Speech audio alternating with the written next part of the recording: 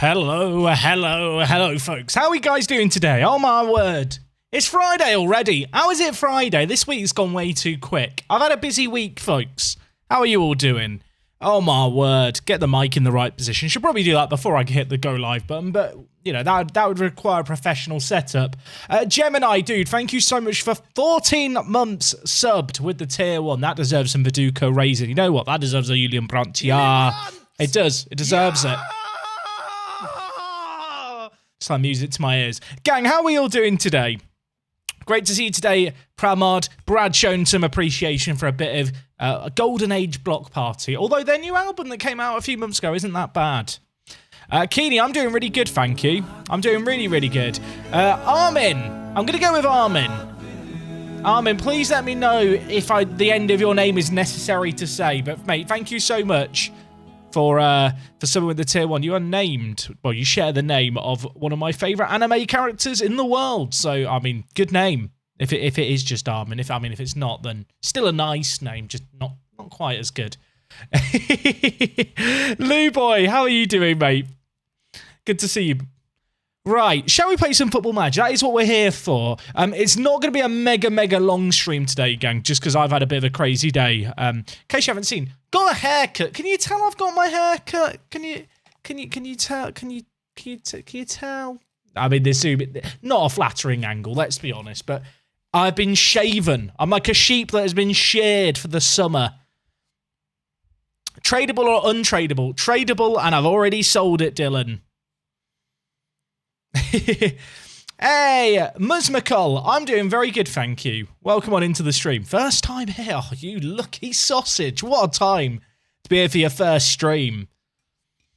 Oh, it's F1 as well this week. And you know what? It's just been a good week this week. And you know what's even made it even better, chat? Well, actually, short term, it might not be better, but long term, it will be better. And that is, drum roll please, there is new internet being put in my block of flats. I saw a guy with a hard hat and a fluorescent jacket wandering around, and then when I went to get my hair cut, they'd put up posters around the entire block about the fact that they are installing a gigabit line to each flat individually from the exterior. Now, you might be wondering, why is that a bad news? Well, apparently there might be some disruption to internet service during the day, which shouldn't impact video stuff too much, but might have a bit of a weird effect. But there might just be points where I can't record during the day because they're doing drilling or like cable work, or there's just a guy with a step ladder, or not a step ladder because I'm quite high up. It'd have to be a very big ladder, but there might just be guys in ladders outside my flat doing stuff. So we'll figure that out. We'll figure that out. But that's good news because it does mean we can stream in better quality. Right now, I don't have amazing internet. The internet's fine, like it's serviceable for what I do. I get, for people just curious, I get about 80 meg down and 20 meg up. And like the upload's not terrible, but say I render and do like a 20-minute Park to Prem episode, that still takes about 50 minutes probably on average to upload. So if I can cut 50 minutes where I'm sat around waiting for something to upload down to less than 2 minutes, that would be quite beneficial for me from a work point of view. So that's good. What makes a sausage lucky? I don't know. I've never really thought much about half the expressions I say. It's a fantastic question. Hey, SD Toner, welcome on into the stream. Would I ever consider doing this with a Maltese league next year? Never say never. Never say never, but it's never crossed my mind to do Malta if I'm being honest. Elpis, thank you very much for someone with the Prime as well. I'm conscious for all the YouTube watchers out there who are now watching this VOD, not live. You're sat thinking, play some Football Manager. Look, it's nice to have some chill out time and just chat with the chat. Ah. But yeah, so new internet is coming. That might have a bit of a knock-on effect. Apparently the work is going to take like a week, but they're doing it over the course of a few weeks. I don't know the ins and outs. No, has anyone ever had internet put in that's just worked straight away? Like whenever I've got a new internet line put in or had internet stuff, it doesn't work the first time. You always have to call out an engineer. I'm convinced that the people who actually do the initial setup of all internet everywhere, they actually don't know what they're doing. It's how they keep engineers in the job. You know, BT and all the different telecoms companies is by having the people in the know just tour around separately. Do we know who we're playing in the qualifiers? We don't know who we're playing in the Champions League qualifiers yet because it's January. Of course, just a little reminder, our season runs until October. Season ends in October. We qualify for European competitions based on that October, but then we have to wait for the whole season to come around and for it to be the next summer, and then all the groups are drawn because, of course, at the moment it's January, and whilst it's our off-season, all the other leagues are still playing. So who knows who in those kind of other leagues is going to end up qualifying. I changed my ISP last month and it worked instantly. Can't be true, Mike. You're a first-time chatter. I'm convinced he's a bot. It's propaganda from British Telecom chat. Don't believe... No, I'm sure... maybe I've just been unlucky with internet stuff. I feel like internet stuff, it's got better. But I've got bad experiences with new internet going in. Anyway, we are going to play some Football Manager. So if you missed last stream, this is one of the rare times where I'm going to say, if you missed last stream, you probably didn't miss that much. It was one of the kind of chilled out streams where there's lots of hunting around for players because we upgraded our scouting package temporarily to Northern Europe. And in fact, this package is going to expire soon. So I'm kind of half tempted to continue where we left things off searching for players. We've got all this wage budget, but there aren't really great players who I can sign with that wage budget. So whilst we agreed a few signings here and there, the vast majority is signings for the future. And the one player who probably will play in the first team, in Matthias, who's going to come in and be our first choice goalkeeper, he'd already been on our radar for a while, so we already knew we were going to try and sign him. Could we get Finalizing online? That's actually a great question, isn't it? So for people who didn't watch last year's Save in Sweden, Oscar Finalizing, this man here, was our hero. He was absolutely incredible. I mean, I have his name on the back of a Sweden football shirt, so I'm hoping one day he'll play for Sweden. Otherwise, that shirt's going to be weird. He's currently playing on loan in Denmark. Can I take the loan? I mean, we can't afford him, sadly. Although his contract does expire. Wait. Oh, that's his loan contract. I was about to say his contract does expire at the end of the season in Denmark. No, it doesn't. The loan expires then. His contract actually has another year on it. Also, he's on £2,000 a week, which, I mean, if we're going to be realistic, £2,000 a week is a little bit much, isn't it, for our team at the moment? So yeah, our season doesn't start till May. We have, of course, got the League Cup, which is the pre-season cup in February. I imagine we might get to the League Cup. The aim for today, chat, is to get to when the transfer window actually opens, which I think is like February the 18th. It's a very random day. I don't know why I remember it's February the 18th. That's bizarre. I can't remember when I book my haircuts, but I can remember when the Icelandic transfer window opens. Did I sign the good centre-back? I didn't. I ummed and I ahed about it. And in the end, I decided to just throw £1,000 at him and see if he'd take it. But he ended up going to Rosenborg. So that was a bit sad. Bradford Tom, thank you very much for subbing with a tier 1 for 7 whole months. Does that deserve a Julian Brandt? Yeah, my finger's on the button. Yeah, it does. Yeah. Yeah. I don't know if it would deserve a Julian Brandt every month, but I'm in a Julian Brandt mood. Oh, so this is very angry music. Why is this song Monomania? A great song, by the way, but it doesn't really fit the vibe of the rest of the music in this playlist. You know what? We'll keep it in. There's someone who's jamming to it. There's someone who's giving their head a good old bang. And who am I to deny them it? Richie, how are you doing, mate? Oh, chat. Right, so our transfer range, or rather our scouting range, is currently expanded. Now, there was a YouTube comment talking about the fact I haven't really looked at the Swedish First Division much. And I mean, I haven't. But I have a sneaking suspicion that a lot of these players are just going to be on too much money for us. Manes Corso. I don't know why I've said it like it's a Finnish name. It's Swedish. I mean, would it be said Corso in Swedish? Probably not. Also, Corso would be more if it was double U. It's less O when it's one U. Finnish lessons with Jack, everyone. Who else have they got here? Is there anyone super exciting? I mean, he's Icelandic. Is he good? I can't tell if he's good or not. He's not £22,000 good, is he? See, here's the issue, folks. until we start playing Champions League football or just some European football and maybe getting a bit of prize money, a bit of TV money. In terms of money, we have no money. Really, this year is about trying to get European football for next year. Just maintain our challenge in Iceland and just try and see how far we can BS our way through European football in the summer. Swedish Echo, thank you very much for subbing with the Tier 1. Welcome aboard. Loads of new subbers, which, I mean, is cool to see. I'm curious, if you're new around here, because I do see the new people come in, have you come from YouTube? Have you just got bored and looked through the Football Manager section and landed in here? In which case, could be the best accident you've ever had. But I'm curious. I feel like there's definitely like people who watch the YouTube videos who perhaps don't normally watch Twitch, which is really, really cool to see. I appreciate Twitch is like a site that, you know, for a lot of people isn't just a thing they go to on the regular. What Icelandic players are available? We trialed in, didn't we, an Icelandic guy right at the end of the stream. This guy. Daniel Finns Mathiasson. He's good. He is good, but he won't get homegrown at club status. And to be honest, homegrown at club status is something that we're really striving towards. I mean, actually, when you look at it like this, it looks like we've got a load of players who are homegrown at club.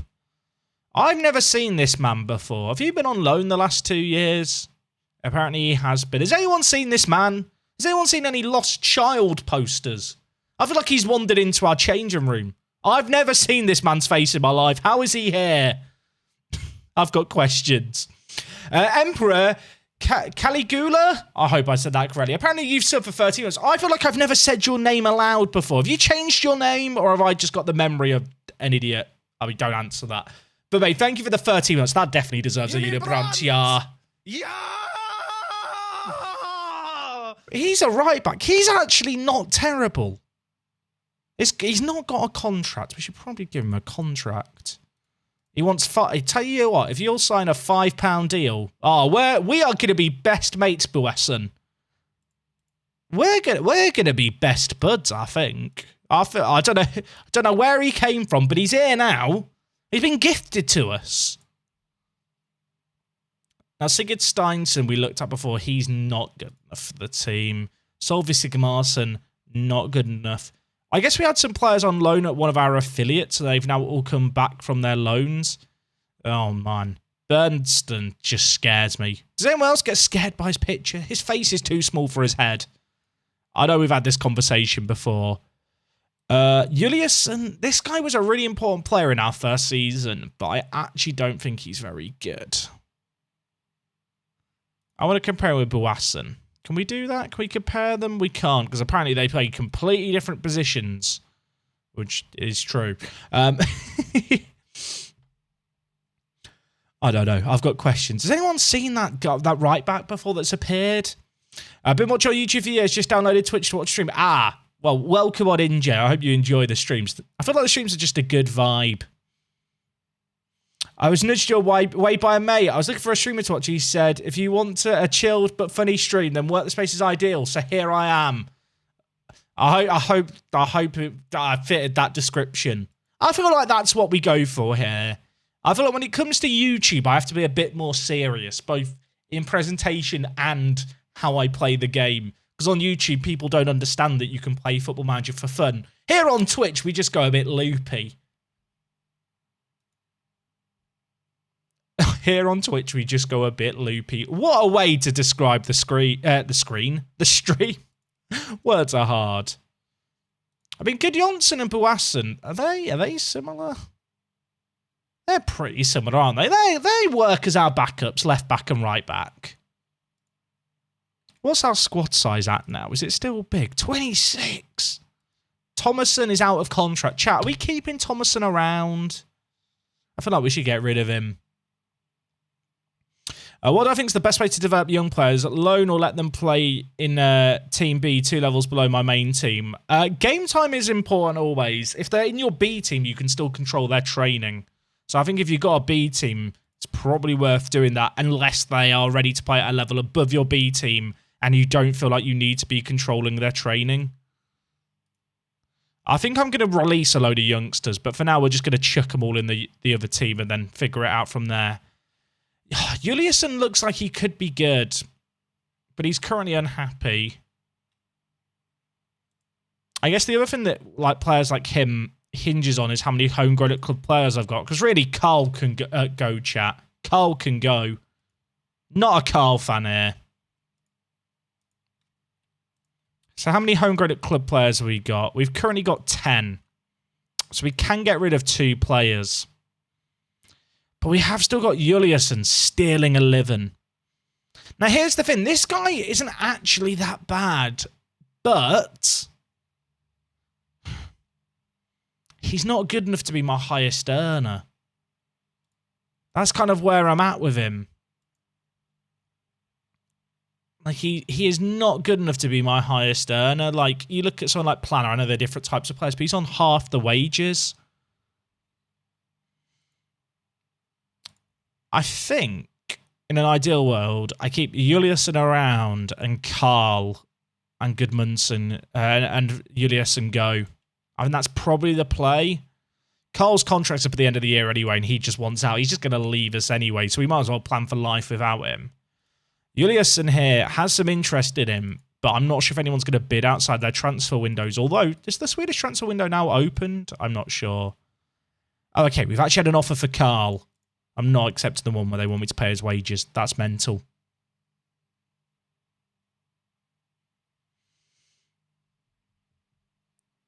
I don't like Carl, chat.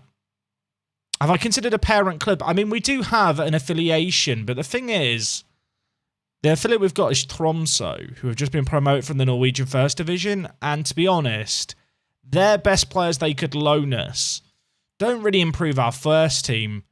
And because in Iceland there is such strict rules around homegrown at club players, like a third of your team has to be homegrown at club, it's not really in my interest to loan a load of players who are like playing for an affiliate and develop them for the affiliate, just because they're not going to get homegrown status at our club unless they were to stick around for 3 years, which is kind of unlikely.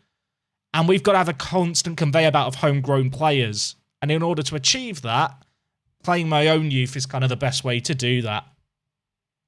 Hi, about the space. What do you think about CCV signing a 4-year deal at Celtic? Who is CCV, chat? I'm going to be honest. This is awkward, isn't it? Who is CC? I'm trying to work CCV. I feel like I could be being trolled. Oh, Cameron Carter-Vickers. I'm going to be honest. I know of Cameron Carter-Vickers, the American centre-back. I've never seen him play. I know he's been on Spurs' books forever. I totally forgot he was even... I remember reading that he was linked with them. I don't... He's the kind of player who could go there and be really good, but I feel like he's not really played enough first-team football for anyone to know how good he actually is at, like, a top level. Where has he been on loan this last year? The fact that he's been on loan this last year, and I couldn't tell you where he's been at loan, really gives you an idea of how much I care about his career. He's just played for a year at Celtic, so I wouldn't even know that. I really don't watch much Scottish football. The one bit of Scottish football I watched this year was... It was on Boxing Day, and I think it was Celtic v Hamilton. Is that correct? Was that a game that was played around Christmas? I think it was Boxing Day. I think it was 3-0 at half-time. It was one of the worst games of football I've ever watched on TV.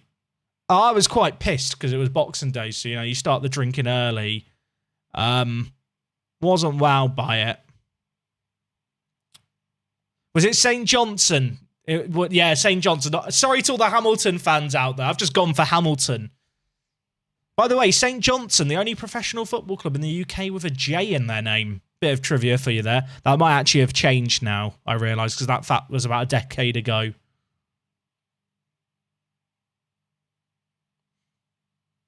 I'll see Celtic in the Champions League soon. I mean, maybe we will.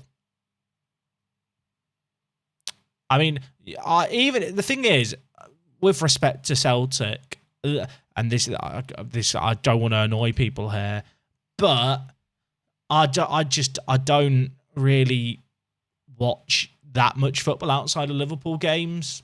and wider football. I know some people who like to like swarm themselves in football and always watch football. Like, even if Celtic made it to the Champions League, I probably wouldn't make time to watch Celtic in the Champions League unless they were in Liverpool's group. Do I watch Love Island? No. I've never watched Love Island, chat. I've never watched Love Island. Is that controversial? Or does that just make me a normal person? Have I seen the Levante player who signed a 10-year deal? I haven't seen that. That is mental.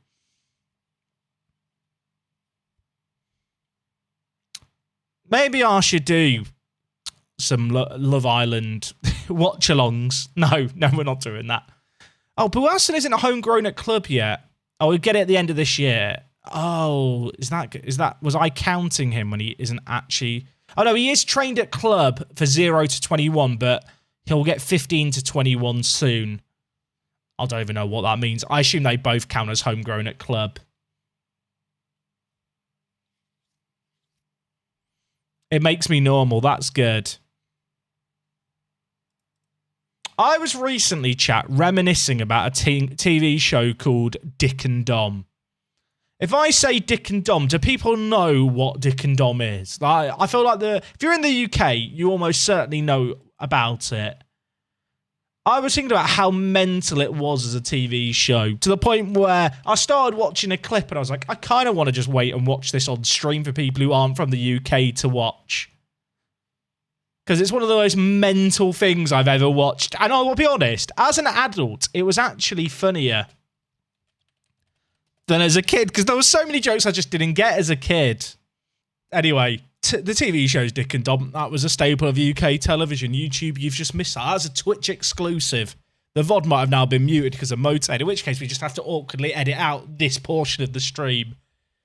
Oh, Dom did say, have I shown something from Dick and Dom before? There is a chance I've shown something from Dick and Dom before on stream years ago, now that I think about it. That is mental, isn't it? Some of the stuff, though, what are you wearing? Like, I have questions. Unison's not happy about his asking price. Like, back to business, everyone. We've had our trip through early noughties UK television, and here we are. SMTV was better. Is it bad? I don't even know what SMTV was. It must have been on Channel 3. No, never let, Dick and Dom was just better. Sorry, I'm just saying it. Can you look up a player called Dirty Norris? Someone did redeem a checkout a player midway through that. Who redeemed a checkout a player, and who did you actually redeem for me to look at? MK Gamma Ray, who would you like me to look at? You've redeemed look at a player whilst we were watching Dick and Dom. Do you have a player that you'd like me to go for?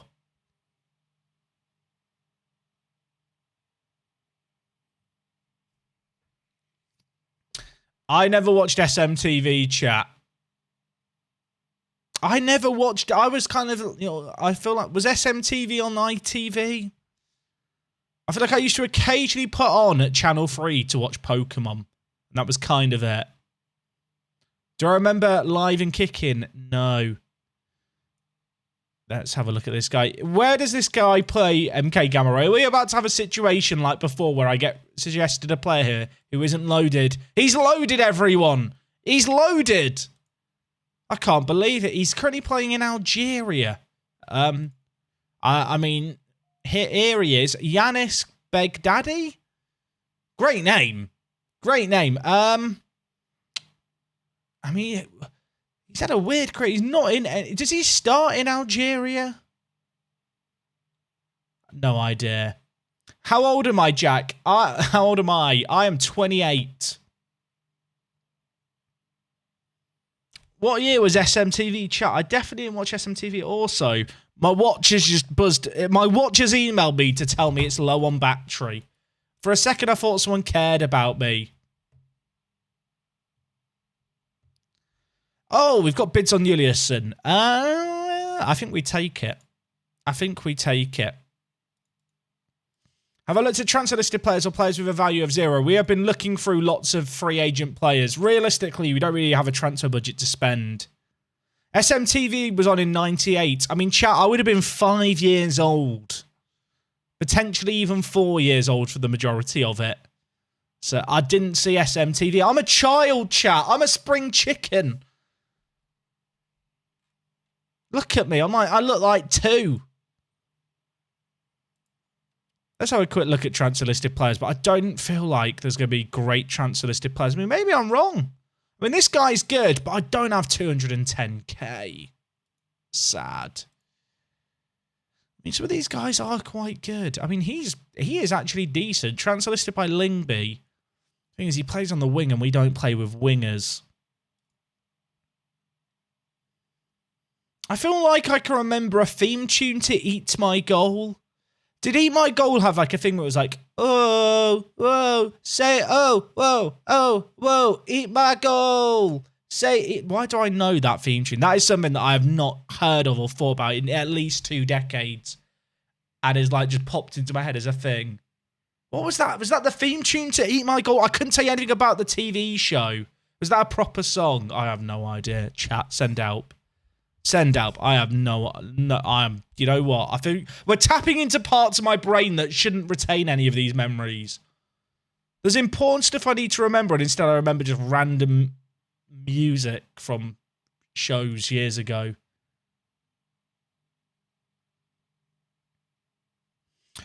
Do I ever see myself wanting to go back to my previous job / similar role? Not really. No. I think if I woke up tomorrow and YouTube was dead and no one wanted to watch me anymore, which, I mean, I pray doesn't happen. I feel like you'd have to really balls up as a human being for everyone to stop watching you simultaneously. But if that did happen, I'd probably look for a job in broadcasting or like more football related rather than going back to work in video games. Working in video games is bloody stressful. I just ate a kebab, Jackie. Proud of me. Always. Always Juriki.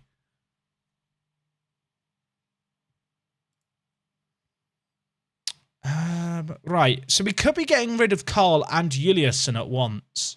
That's good. That would free up like £1,000 on the wages, which we could kind of do with. What video did I work on? I used to work on the Total War video games as a cinematic artist, chat. So I made video game trailers and cutscenes and would produce and direct like motion capture shoots, for example. So I'm trained in like directing mocap shoots for video games. Jack X Ping, thank you for sitting with the Prime, mate. I appreciate it hugely. I will say, chat, very fun working on mocap sessions. Big fan. This guy's quite good. There are some good players transfer listed, but the issue is, and this keeps resetting. Why does this keep resetting? Whenever I click on a player and hit go back, no, it didn't reset that time. I have questions. Any international players, legends we can say? We did have a look at Twisted Muppet. There really weren't any. Why did I stop? I mean, YouTube and Twitch was making me a wage. I decided after working in video games for 6 years that I wanted a change of pace.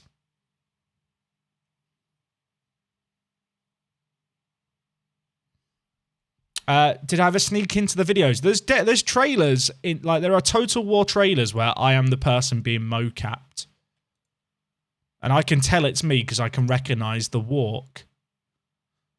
There's a few good Finnish players here. Like this guy would be a really well. There was this guy. Thing is, their asking prices are just too high. There are actually good transfer listed players. That's a pleasant surprise. Marcelo update, he retired. He retired and decided he didn't want to play football anymore and he wouldn't consider a move to Iceland, which yeah, it upset me. I'll be honest, it hit me for 6. I feel like I've had good players from Sandefjord before. Have they got good players? They've got this guy who's Icelandic. He's actually decent.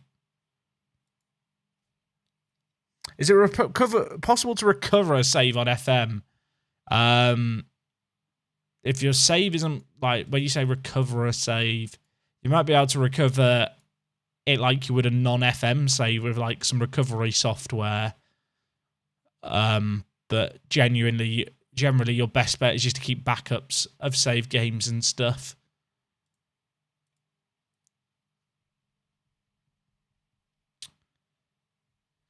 Can I sign Maicon as a coach yet? He doesn't want to come and play in Iceland, coach in Iceland. Have you ever noticed that Happy Jack looks like the good cop from the Lego movie? No, I've never noticed that. Should I have noticed that?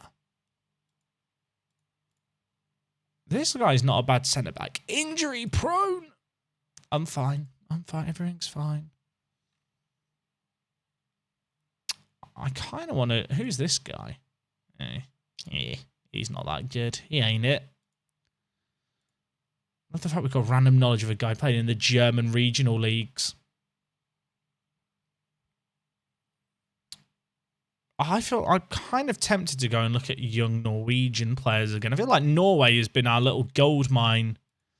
Like, good youngsters that we could pick up for, like, actual affordable prices. There's a few here. Wow, these guys are actually good. They are not bad at all. If we could sign any of these guys, they would be considered homegrown at club. Of course, Matthias were already agreeing to sign. Flo, I've been trying to sign for ages.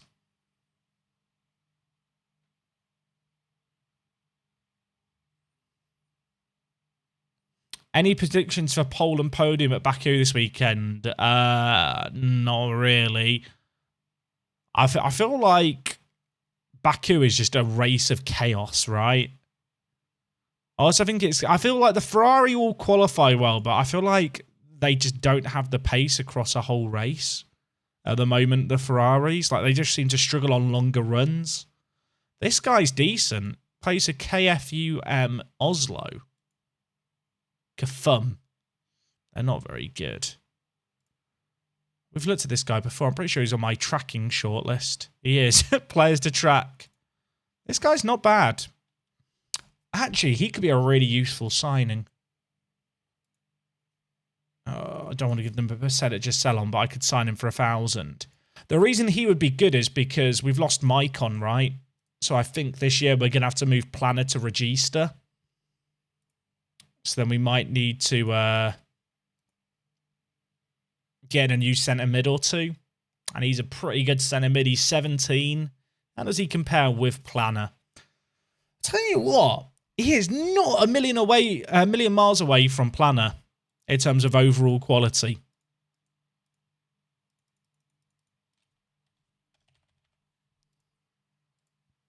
£1,000 for him? Yeah, go on then. Hopefully he wants to talk to us. This guy's not bad either. Because we're looking at players like this, because if I can sign players before they turn 18, they will develop as homegrown at club, which is really, really, really beneficial to us.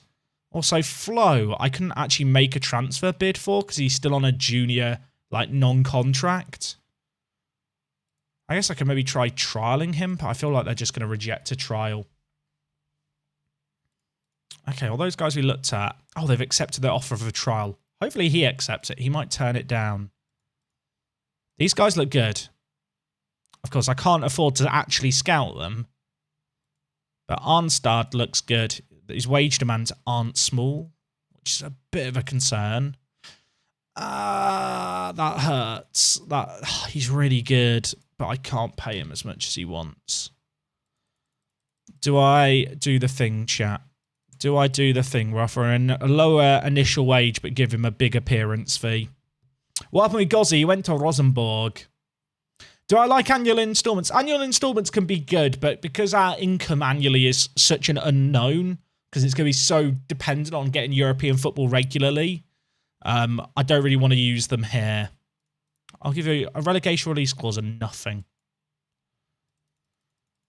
If I can get him down to 650, I'd be happy. He's going to negotiate hard, isn't he? Oh, chat, do I go as high as 700? I feel like I probably should. He's good.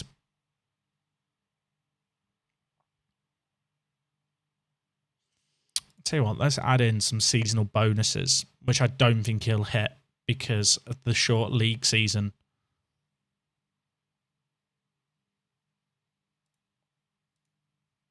mean, if he hits these, he can have the money for them. I can't go above 700. I can't. Can he do it? If you play a game at any point for Norway, I'll give you £1,000. It doesn't even matter if I make it non-negotiable, this offer, in any regard, because if I balls it up, he's just going to walk away.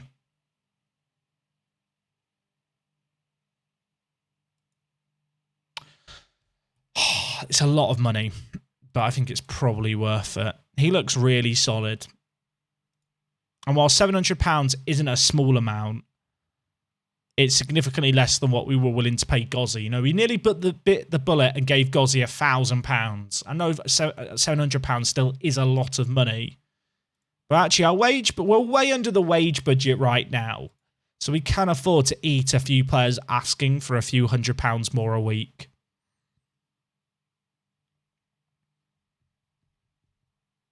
Carl's trading rating is the real achievement. Yeah, I mean, he knows he's on his way out. He knows he's leaving. He's not even turning up to training. Four's generous. I just realised we've negotiated that one offer. I've still got a few more to do. See, these other guys are good, but I don't know if I'm as keen on them. Bjornkli here is a perfectionist when it comes to his personality. He's got really good traits as well. He's tall, perfectionist, young centre-back. He's quite good. How does he... So we've got Kamara and we've got Gudmundsson. Who would you say is better, chat? Who is the better centre-back? Might be unpopular. I actually think Gudmundsson is probably better, purely because I think that pace is very important. And also the 6 positioning. Like, if you've got 6 positioning and 9 acceleration, your actual ability to get into position isn't going to be very good.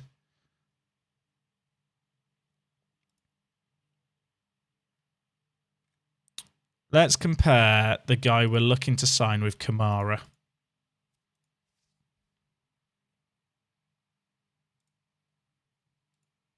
He is good, isn't he? Am I about to sign a load of young Norwegian players, all from the under-19s? I mean, he's already an upgrade. And he's 17.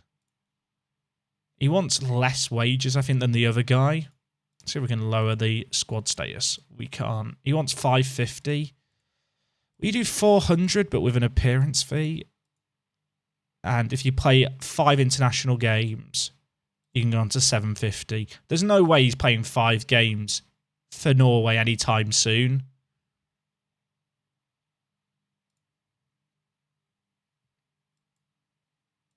I'll probably go as high as 450. I'm going to stick to 400 until I annoy him. 425? 425. I think that's pretty good negotiating. Good pat on the back, Jack. Hey, Ian, how's it going? What happened in the Champo? We've not played in the Champo yet. Justice for Carl, the chat screams. Is Brekke good?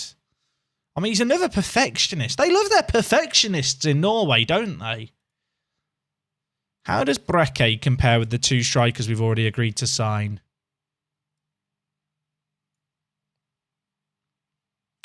I think I'm going to regret signing Martin. I've just got this feeling that Martin I probably shouldn't have bought. There was Martin and then Gunnarsson. What was the name of the striker, Brekke? He's good again. He's 17. Am I just concerned about the squad size? A little bit, but I can demote the younger players just down to the youth team. He wants 900. Am I about to offer like... I'm going to do similar structure to what we did before. If you play 1 game... If you play ahead of Erling Haaland at striker, you know what? I'll give you 1.5 grand. It ain't happening. Norway's under 20s win the Icelandic League. It's literally what could happen.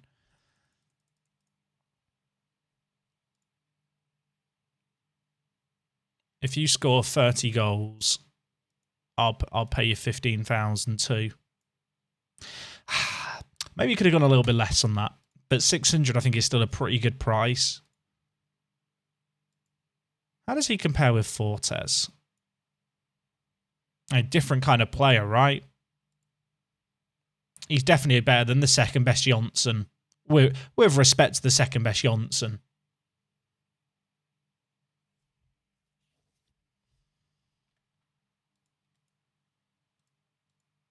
Hopefully Flo accepts the trial offer.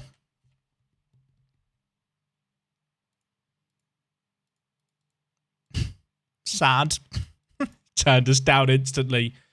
Thomason, his contract's up, right? I'm going to release him on a free. Sorry, Thomason. You're not quite good enough for the first team. Also, Pettersson. If Pettersson will agree to sign as a backup, I will renew his contract. If he doesn't agree to lower his playing time before the start of the season, he's gone.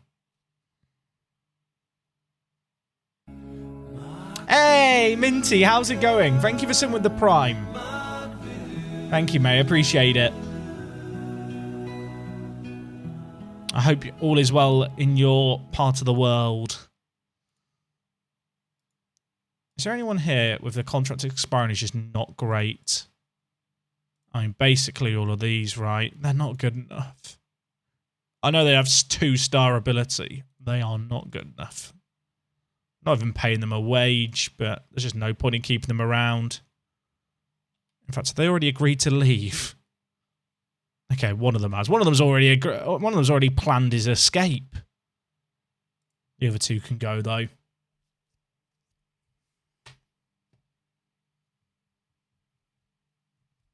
I know I should have mentioned FIFA on an FM stream, but your pack look is mad, mate. Tell me about it. For people who care, for the 2% of people who play FIFA here, I did marquee matchups and I packed Vinicius Jr. tradable. I've already sold him, chat, for 4.7 million coins. So happy days. Are any of these guys any good that are being recommended to us? I'm curious about this guy.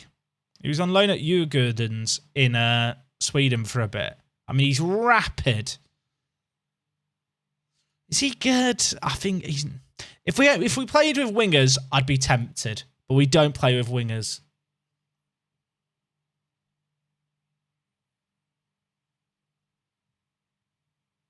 I really hope this guy signs for us. I think this guy's really good. I can't want to look around the rest of Oslo's first team to see if they've got any other players. Doesn't look like they have, which is a bit of a shame. Would have been good if we could have just raided them. So Norway's under 18s. Was it Norway's under 18s? Yeah, Norway's under 18s. We just looked at them and sort of reversed value and then looked at who the best players were. Kind of tempted to do that for like Sweden. I doubt they're going to have the same level of players, if I'm honest. At least not who I can as easily sign. I feel like there's a lot more professional contracts handed out to younger players in Sweden.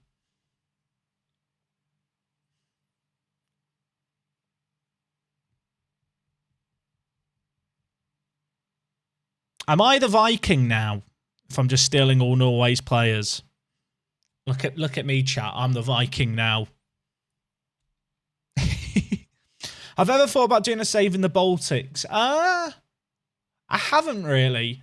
I feel like for me at least, one of the reasons I like the Scandinavian leagues is because some of them do have a history of being fairly, well, I guess it applies to the Baltics, but being relatively successful in kind of European football. And also the fact that there's a lot of English managers that, like, for example, go over to Sweden. Obviously, Graham Potter did it. Roy Hodgson did it.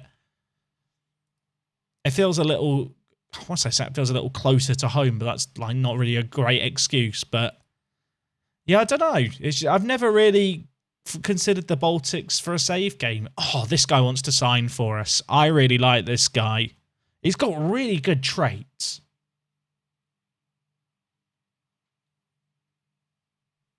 Oh, if Sweden counts as the Baltics, then yeah, I'll say that I've done Sweden. It's because they listed Latvia. I've been tricked, chat. Trick question. Am I going to play Mario Strikers? Quite possibly. Sanders Ulf have made a bid for Breke. Now, Breke of the 3 players that we were looking at there is the one I was least bothered about signing. Also, Arnstad is joining us. That's really good. Chat, last stream we really didn't make any signings. Today all the signings are being made. Juliusson is leaving the club. So Juliusson here is 29, homegrown at club. Just didn't play for us last year, but was our top earner. I now want to compare him with Patrick here. The guy in green is a 29-year-old we've sold for 28k. Sorry, the guy in blue is a 29-year-old we've sold for 28k on £600 a week. The guy in green is a guy we've just agreed to sign for free. Oh, I'll tell you what, we're making good improvements. I'm a happy bunny. I want to go have a look at Finland now.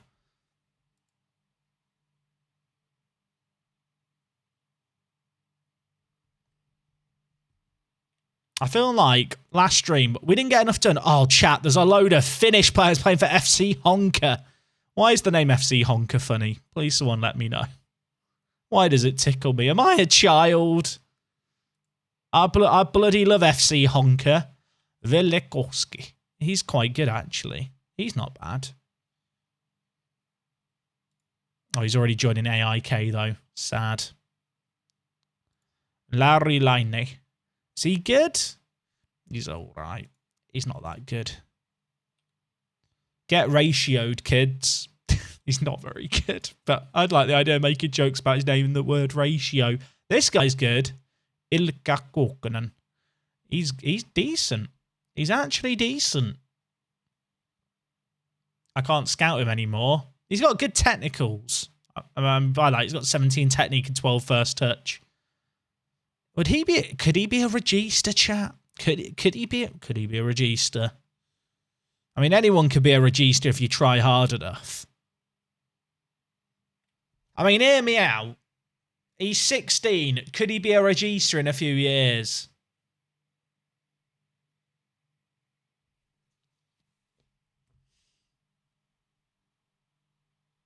I wonder if they'll let me trial him.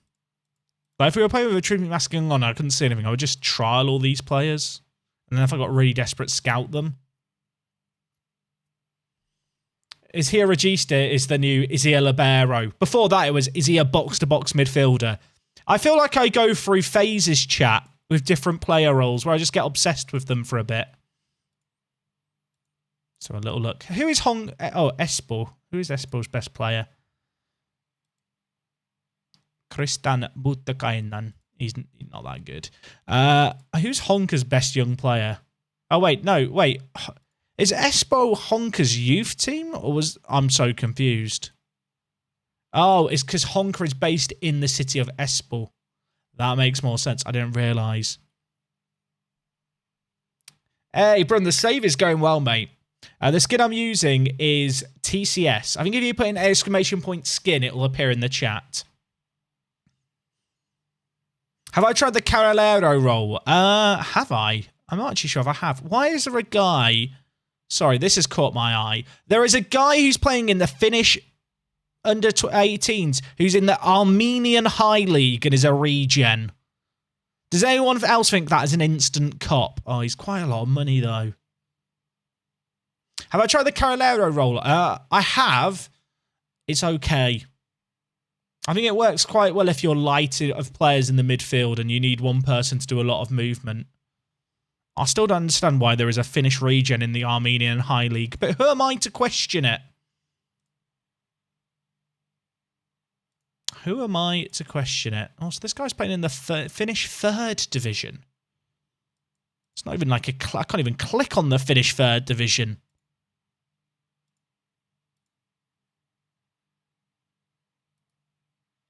Okay, let's get rid of Juliusson. It's good money. Hey, they accepted the trial and then he turned it down. Is it because I didn't say your name properly, Ilka? Is that why? I quite like his mentals, chat. He just looks like a regista to me. You know what? We'll see if he'll entertain an offer because we can just sign him for free anyway. £600! I want to try playing you as a regista and you're asking for 600 quid. Ilka, why?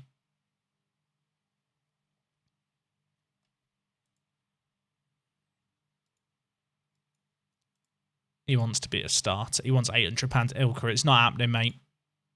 It's not happening.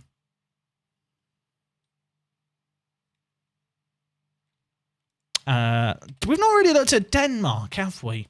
I realised. We've not really looked at Denmark. Werner Jakobsen. He's already joining Midtjylland. How much have they signed him for? They've signed him for free. Oh, chat, if we were more on it, he could have been ours. He could have been ours. He should have been ours.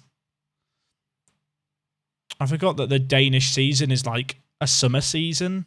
So their expiry date is kind of normal. As opposed to ours in October.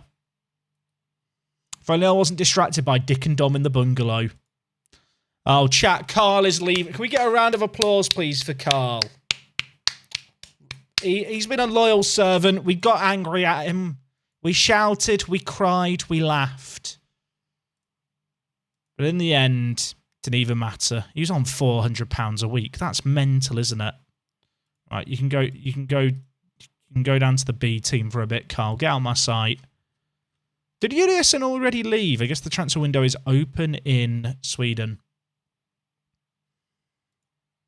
I feel like using the word legend, chat, to describe Carl is generous. We do need to find a new guy to blame when stuff goes wrong. That is a valid point, though. That's right. How many homegrown? We've got 9 homegrown at club players. Georgeson, I would ideally like to make the guy who isn't homegrown at club, who we don't register, because he's a third-choice goalkeeper. The thing is, this Juliusson guy's not that great either. Also, good news. Planner, Manfang, and Sjolfeld. Or Solfjeld? Solfjeld's not really developed. I'm glad we're only paying him £25 a week because I don't think he's very good compared to the others. I might even not register him next year. Would that be controversial? I feel like he's a poor man's Manfang. He's not really improved. I mean, he'll be useful to have around as a homegrown at club player, but if he gets it, he can make up the numbers. Will I be you going to watch Soccer Aid? When is Soccer Aid, chat? I must admit, maybe this is just me. Like, I've not really ever cared that... This is going to sound awful in many ways. Never really cared that much about charity football matches involving celebrities. I know it's kind of ironic considering some people might view me through the lens of an online celebrity of sorts, but, like, I don't really get celebrity culture in general. Like, I don't know, maybe I'm just weird. I mean, I might stick it on if I've got nothing else going on, but I won't be, like, making time for it. Nobby2403, thank you for someone with the Prime. I appreciate it, Nobby. Thank you for giving me some of Jeff Bezos' hard-earned money. Is this Mathiasson guy worth signing? I feel like I'm promising a lot of centre-mid starting roles. Oh, he wants a non-contract. Does that mean I can get him for cheap? He's probably going to be mostly a backup player, so I don't mind him having a big appearance for a fee and a low wage. I'm going to lock these in and see what he says. Probably could have got him for cheaper. I still feel like that's actually quite a good price. Even if he never plays for us, there's probably some resale value. He's 22 years old. He's had a couple of years. He played regular football when he was relegated from the Premier Division. If nothing else, it's another body. Hey, Popag, you've missed a little bit today. You have missed a little bit today. We've signed a load of Norwegians. I mean, you can pretend to be shocked. It's okay. And we also watched Dick and Dom in the bungalow, because that's what we do. Wait, Bareke just turned down other offers. Oh, wait, they didn't even put offers in the end. I thought someone put in an offer. It's pre-season, Branaz. Are we signing Brekke? Brekke. £600 is a lot. But he's 17, perfectionist personality, and I do like him quite a lot. I feel like he ticks a lot of boxes. £600 does make me feel like I would need to start him. But to be honest, I'm comparing him here against the worst Johnson. Or not quite the worst Johnson. Considering he's 17, so he'd get homegrown at club. That should sign him. Should sign him. Brekke. Is that how I'd say his name? Any Norwegian viewers? It sounds good, doesn't it? Brekke.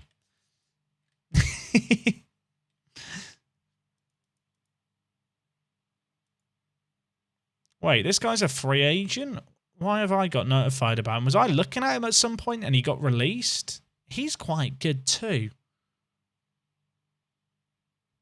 Who wants him? Oh, that's the team that we've just signed a player from. In KFUM Oslo. Norway must hate us. Your Norwegian has a Finnish accent. I don't know what. So how would I say it then if it's Norwegian? Brekke. Brekke? Is that better? It probably does sound a bit Finnish. I mean, that's the thing, right? I feel like if I say any Scandinavian language the way a Finn would say it, then it might sound okay. Look, I can just add a Finnish accent to everything and it's fine. And yeah, that is true, Don. Like, Finnish is way closer to Estonian, which is bizarre. Well, it's not bizarre. They're quite close to one another. But it's just kind of funny. I think if you asked a lot of English people, it's like, what language do you reckon Finnish sounds like? Most people are like, oh, probably like Swedish. Maybe a bit of Russian.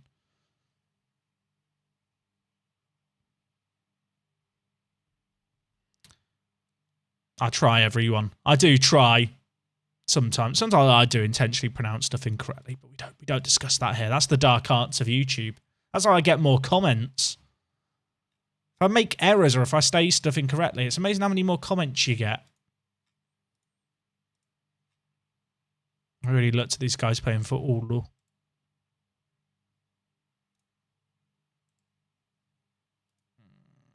I mean, should I just trial all these guys? Don Deedson. Great name. Strong name. Tamminen. He's not bad. It's probably more like Tamminen. That's the guy. I keep looking at this guy. He's 18. He looks so good. But it's quite a lot of money. Let's look at contract status expired. International caps. At least uno. I'm still worried that the scouting budget that we completely invested, I mean, you can see here, we have no scouting budget left. So soon, all the players who are playing across the rest of Europe, we're not going to be able to see. Or at least Northern Europe. Chat, we could sign a 50-year-old guy called Keith Gums. This is a terrible idea. That is a terrible idea. There's a guy called Lima. He's got 143 caps for Andorra. This man has more caps than Andorra have actually played football matches.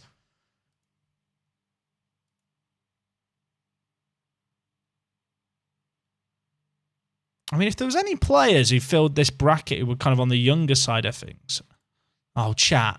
Aiden Liu. He's actually quite good. I could be a little tribute to Lee Boxey and our other Chinese players. He was born in Chicago in the USA. Made his international debut against Bahrain.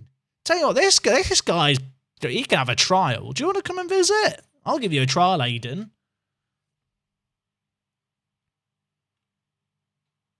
Yoda keeps popping up. We were looking at him the other day, weren't we?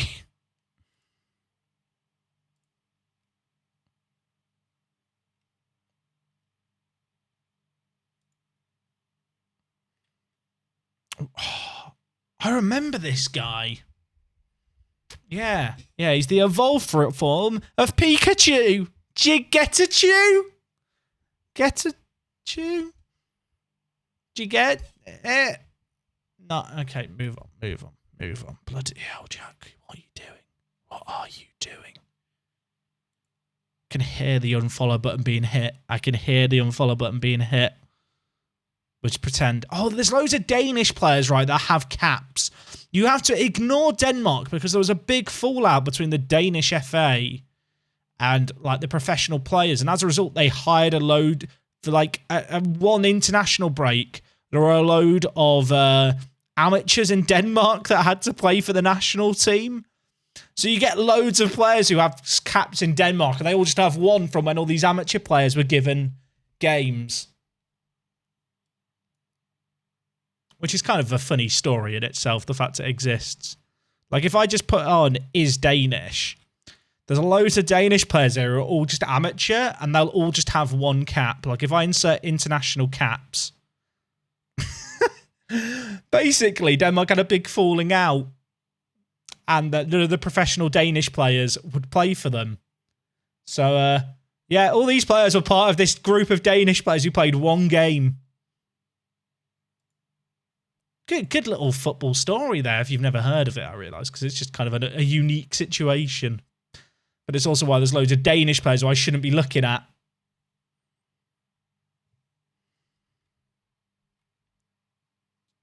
I kind of want to keep the focus on youth like we have been, because I feel like that's actually worked quite good for us. What am I doing? Ask myself that a lot, folks. I kind of want to look at players with an age at most 18. And then youth caps. I think we looked at this before and there weren't many, but I want to double check it. Just because players who are 18 will get homegrown at club status, and we need homegrown players.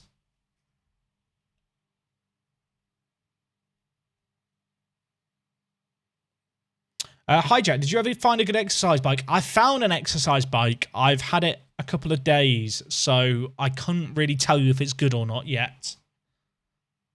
I can't even remember the brand, if I'm being honest. It's in the other room, otherwise I would quickly go check.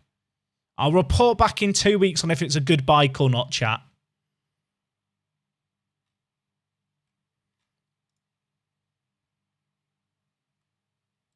This guy came up the other day, didn't he? I looked at him. I remember. Does anyone ever get that when they're like flicking through players in Football Manager where they're like, I definitely looked at you before already. You just recognise person. Oh, chat.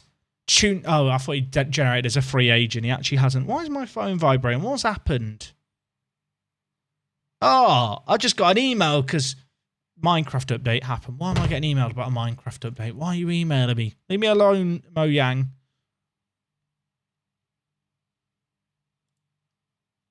These guys are not good. Our scouting package is going to get dropped very shortly. And when it does, we're not going to be able to see any of these players. Wow! He's good! He played for KFUM Oslo. He's decent. He wants to be a star player. Oh, he wants 900. You want 900? 900! Do you think we're made of money? Jens Herman Håkeland. No idea if that's been said correctly. How does he compare like Ozcan? I should probably sign him. I mean, I've already done the sponsorship stuff with the Desk Enigma, so I can't get you a discount code, but I can vouch for the fact that the desk I've got, which is by FlexiSpot, is very, very good. He's a tad better. He's like a whole different world apart, and he's 18.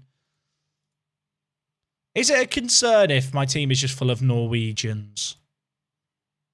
I feel like it's a good stopgap, right? We sign a load of Norwegians now. They get us the immediate success that we need. And then longer term, we can get the Icelandic players in. I mean, really, I'd quite like us to become the hub of Scandinavian and Nordic football. Where everyone comes to play for us.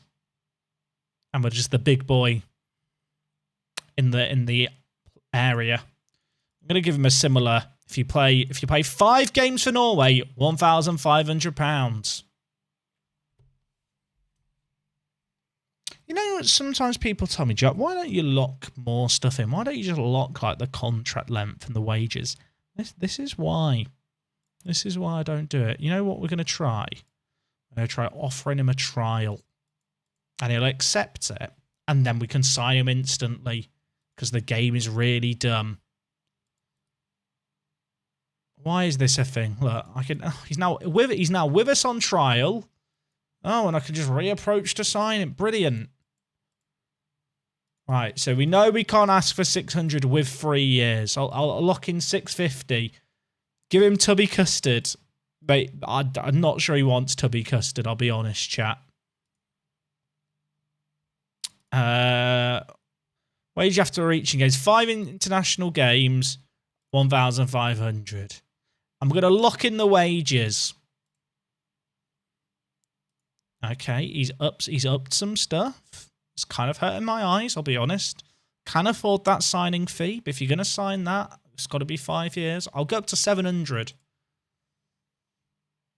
There we go. I don't know why the game works like that, by the way, chat, where you can piss off a player but then just trial them and then re-offer. I feel like the game is so arbitrary with that, right? Because it's like I could piss him off and then 2 weeks later I could just reapproach to sign him anyway. Oh, Viking have offered a deal to him. Don't sign for Viking, sign for us. Viking, if you steal him, I'm going to steal your best player. This guy's actually quite good, isn't he? Yeah, not going to be able to sign him. Oh, yeah, we have got Liu in on trial, chat. Is Liu any good? Liu, are you good? He's not that good. Yeah. Just gonna move him to the B team and forget about him, I think. Kamara wants a new contract. Absolutely not. You've just been replaced. Unable to resolve his happiness. What are you crying about? You're getting paid big bucks. Can't afford it. How much is he getting paid? Oh, he is. Okay, to be fair to him, he is getting paid £75 a week. So that probably is a little unfair on him. But life's not fair, you know, chat. Life's not fair. Also, my scouting range is going to collapse at some point, like, imminently. I've got, like, maybe 2 days left to look for players before none of these players show up anymore. Bruce Christie. Great name.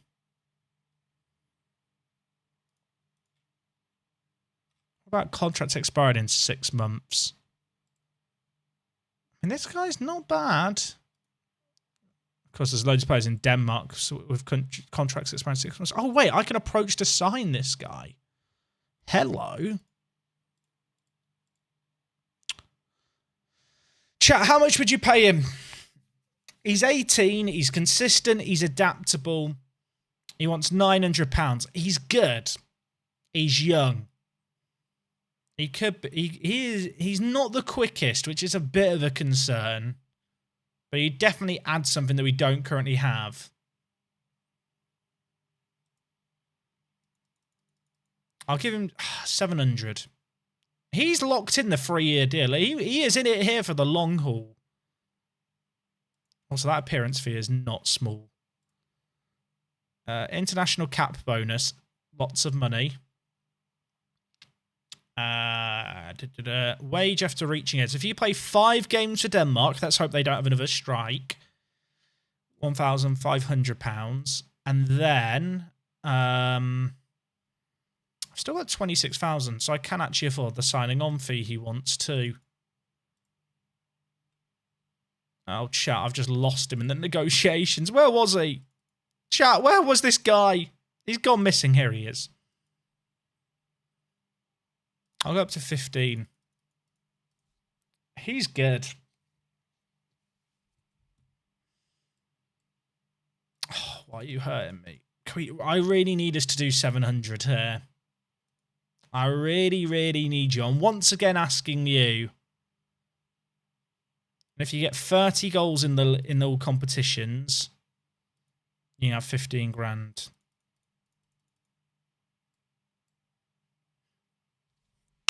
Great negotiating again, Jack. You performed under pressure there, big boy. wonder if Randers have anyone else who's just available.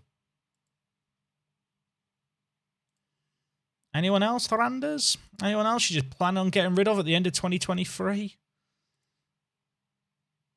All right, they've got Bino Gittins.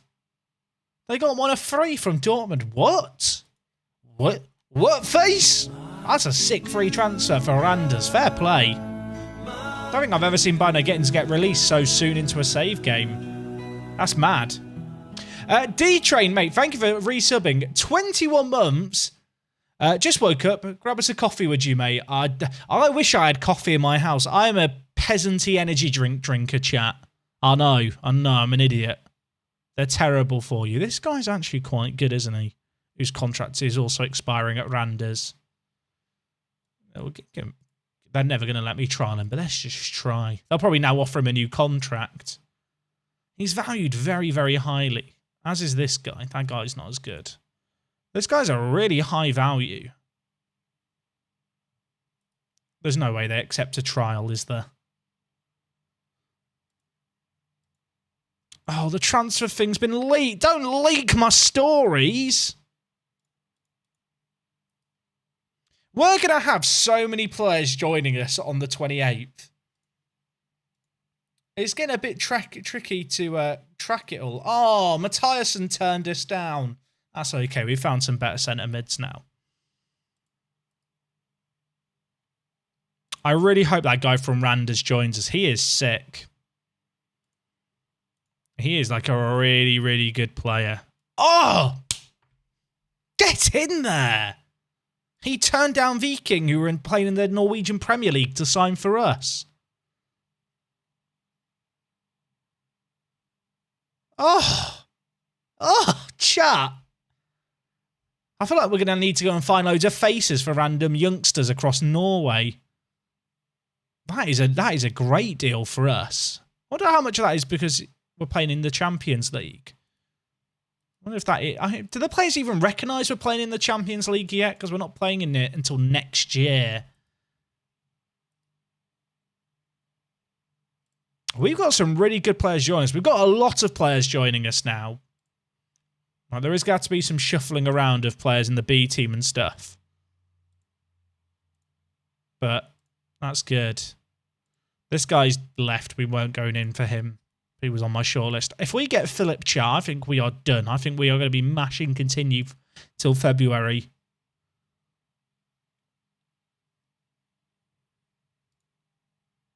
Is anyone else excited for the new season? I feel like we've actually got some really good recruitment done today. After the last stream, I felt a bit like, man, we did so much search and didn't really find anyone. And then today, all we've really done is look at the Norway youth team, go, oh, there's loads of players listed for free. Yeah, we'll sign all of them.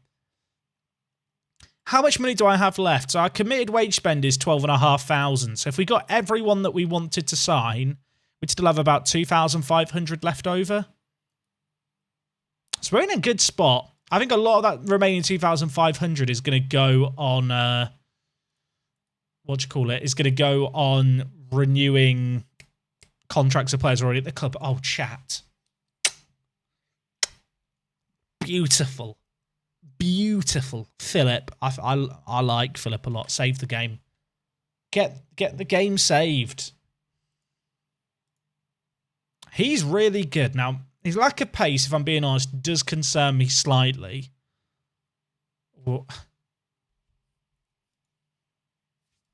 Hold the phone a second. Just someone hold the phone. Please don't meme on me. But he would actually be a really sick regista. And it kind of masks all of his weaknesses when it comes to his physicals. Because he has no good physicals.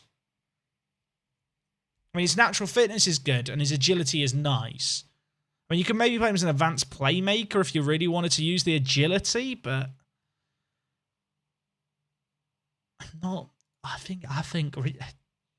Chat, am I losing my mind if I train him to play regista? Is that too? Has science gone too far?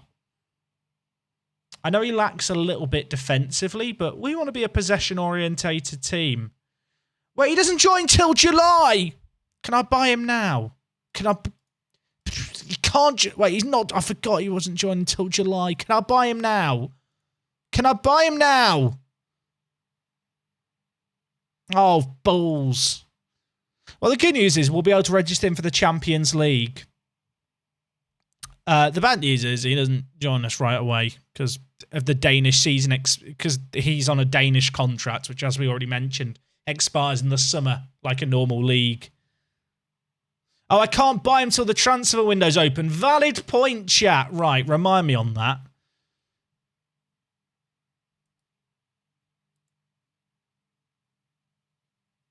We've got a really good bunch of lads joining us. It's bloody exciting is what it is. We've got some Icelandic youngsters joining us. We've got some Danes joining us. We've got some Norwegians joining us. I feel a bit bad I've not signed any Finns. What place did we end up last season? We actually won the league last year in our first year in the division. Actually, that's the point. What is our media prediction for this year? Cheers, boys. Cheers. They still believe in us. I mean, Valor are Evans favourites. They have to do well this year because their whole kind of club structure is based around getting to Europe every year. That's how they afford their players. How did they do in the Conference League in the end? They lost every single game in the Conference League.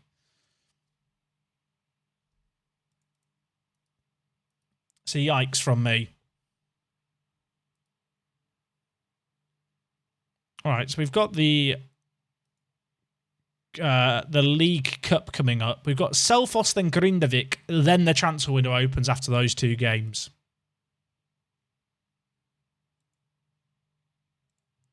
Wait until all our transfers join us, chat. Then those odds are going to update. Were Fran predicted last? Were they actually? That fills me with joy. Oh, chat. Anyone else got a warm, fuzzy feeling inside? Might just be me. Have we really not got anyone in the media Dream 11? That is outrageous, isn't it? That's just not cricket. Apparently Fortes is our best player. Might not even be starting for us next year. Will Europe fix our finances? I hope so. But we'll have to wait and see. I think it depends on how far we go in Europe as well.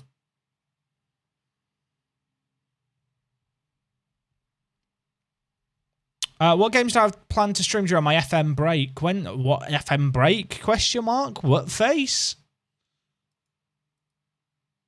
I mean, I'll have an FM break. Usually for people not in the know here, because we're talking about in the distant future. Usually for like the second half of September, start of October, before the new game comes out, I just kind of unplug and play way less FM. Just because I'm playing it so much the rest of the year that there's like this period where I'll do a few hype videos on YouTube, kind of, you know, talking about new features and any announcements that happen. But really, I just use it as a chance to kind of mellow out and vibe. I don't know what we'll play. We'll be playing some F1 Manager almost certainly when that comes out. I had a really, really good chat today with someone who does some of the PR work on behalf of Frontier. So I should, fingers crossed, get access to the game at some point early for some preview content. Quite what that will take this form of, I don't know yet, but good news there. Yeah, I'll definitely be doing some F1 Manager. How bad is the finances? I mean, I'm spending within the wage budget and transfer budget, but I will confess, the overall balance ain't pretty.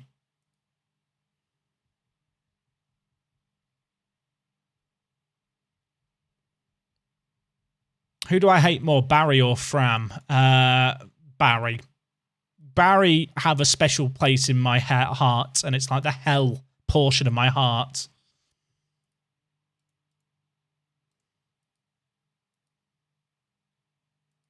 So yeah, we really need to do well in Europe this year. I don't know what doing well in Europe this year actually looks like. I think realistically, if we could follow in Valor's footsteps and just get to the group stage of the Conference League, that would kind of be good. So Valor won the first round of the Champions League qualifying preliminary rounds and the second round. Then they lost on penalties in the whatever round this is. The first they played through two qualifying rounds. There's going to be a lot of games this season, isn't there? They ain't got through. So they lost there, then they qualified through the Euro Cup qualifying round, and they beat Bala, then they beat Dynamo BT.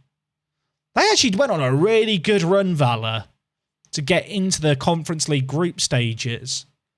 They had to win 2 qualifying rounds in the Champions League. Then they lost in that, but then they had to win 3 qualifying rounds in the Conference League just to make the Conference League group stages. We're going to have a lot of games. I can also see why they struggled at the end of the season in the league. You know, they really dropped off. Like, I can kind of see how that happened now. That's going to be a challenge for us this year. I don't really appreciate the fixture congestion that European football's going to add. Jack, crucial question, tea or coffee? Potentially unpopular answer. I don't really drink tea or coffee. If I was going to choose to have one, I'd probably have a coffee. But if I need a source of caffeine, I will usually just go with an energy drink or eat coffee beans. Is that weird, eating coffee beans? Oh, chat. Can we get some Fs in the chat, please?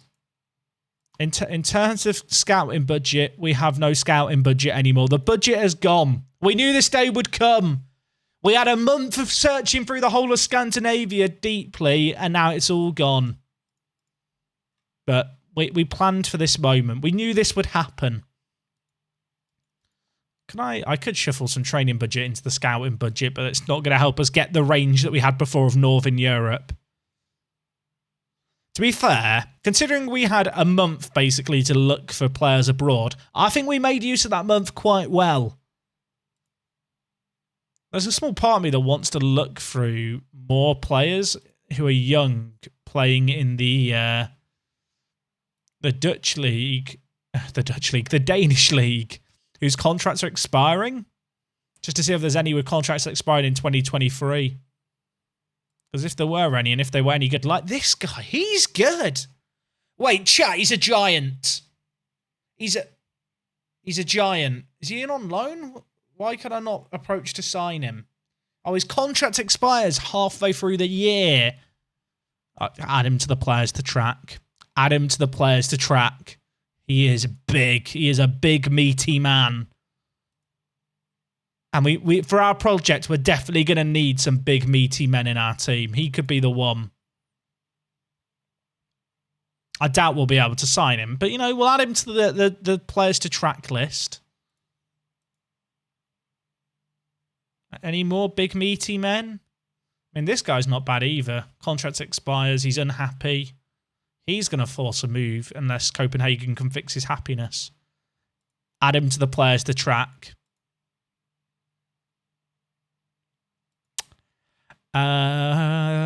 Zenya. Wait, this guy used to play for Manchester United. I had him at Taulor before we went to Brommapoikina, but I never knew he played for Brommapoikina. Because I didn't know who Brommapoikina were in FM20. That's cool. Love Johan. Friend of the channel, I feel like, at this point. Who's this guy? Pablo Ortiz. Been in on loan. He's on a lot of money. Can't afford that.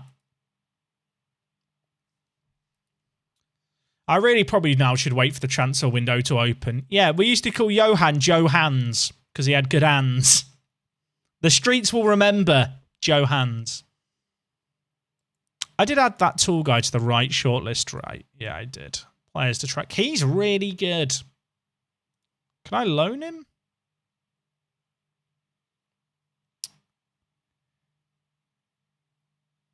I could loan him for the year. If I load him and then he enjoys playing for us, I could then approach to sign him and he's already here.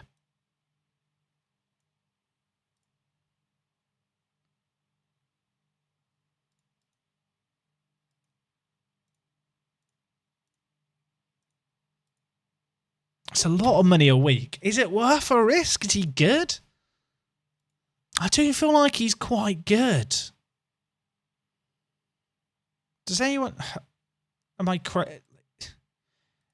How does he compare with Fortes? I mean, he's not as technically gifted, but you're not really going to have Fortes doing long throws or crossing or dribbling as a striker.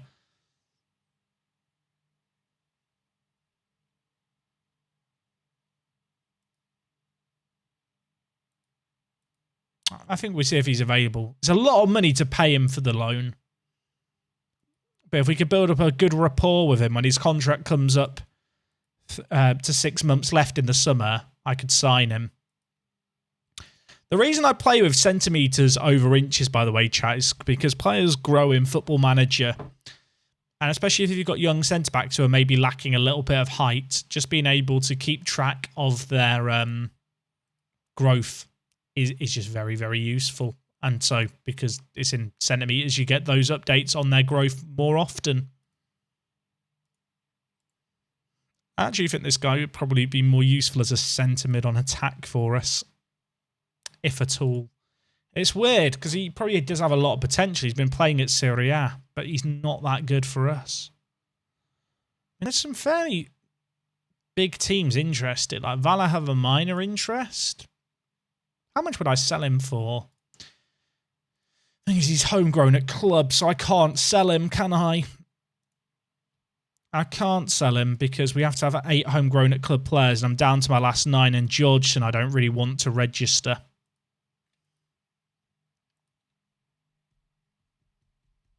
Has the league started yet? No, we won't be starting the league today. I feel like he turned down the loan offer. That's sad. I quite enjoy the long pre-season streams, chat. I know they're not everyone's cup of tea. I know some people are just like, I want to see matches. I just enjoy the chilled out vibes of like a pre-season and the plotting and planning and like just searching out players and trying to get those improvements. Maybe I'm weird. Oh, wait. Okay, so we play one game and then the transfer window opens. For some reason I thought... I think I was misreading the calendar. Okay, so we play this game against Selfos, then all the players join us.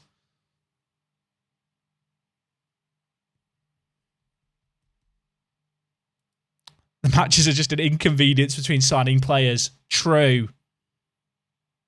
Yeah, I guess it is a bit like a podcast, isn't it, really? I think there's something quite therapeutic, isn't there, about just searching through players in Football Manager. Or maybe that's just me. Is it election day? Oh, it's election day. Vote in a tycoon. There's no tycoon interested. But vote in a tycoon. I demand it. Also, chat, we play this game, then the transfer window opens, then the game really begins. Lefson has won the election. Congratulations to Lefson. Who's Lefson again? It's a new person, Sverrisson. Has any of our new chairmen lasted more than a year? There are no plans to provide the club with any investment at this stage. I mean, that's sad, isn't it? Gunnar Leifson. I mean, I love the first name Gunnar, so you know what? Rate it. Board expectations, avoid relegation, reach the quarterfinals of the Icelandic Cup. The Icelandic Champions Cup. I didn't know this was a thing. Well, we get to play in like a Community Shield show match to start the year. No idea who will play in it. Because we won both competitions. We'll find out. And they don't care about the League Cup either. Plan for the next few years, chat. Establish ourselves as a Premier League team. Lofty ambitions here. Okay, minor issue. We've let go of a load of players in pre-season and just during the course of the winter. But because the transfer window's not opened, the players we've signed to replace them aren't here. So Lundqvist, you will have to play in goal. Planner will play Register. For Howson, we'll play at centre mid, and then we've got 2 spots on the bench. Trialists can't play either, so that's inconvenient. It really doesn't matter who I put on the bench here. We'll go with Gudjonsson. Why not? Although Boasen can't even play anyway. I'm running out of players, I realise here. Ingvarsson, do we give him... Ingvarsson's not very good. Are you one of my homegrown players in Vargson? Why are you here? They're not even a homegrown at club. Why are you hit B team? Get out, get off the bench. I think some players got promoted from our like affiliate youth team.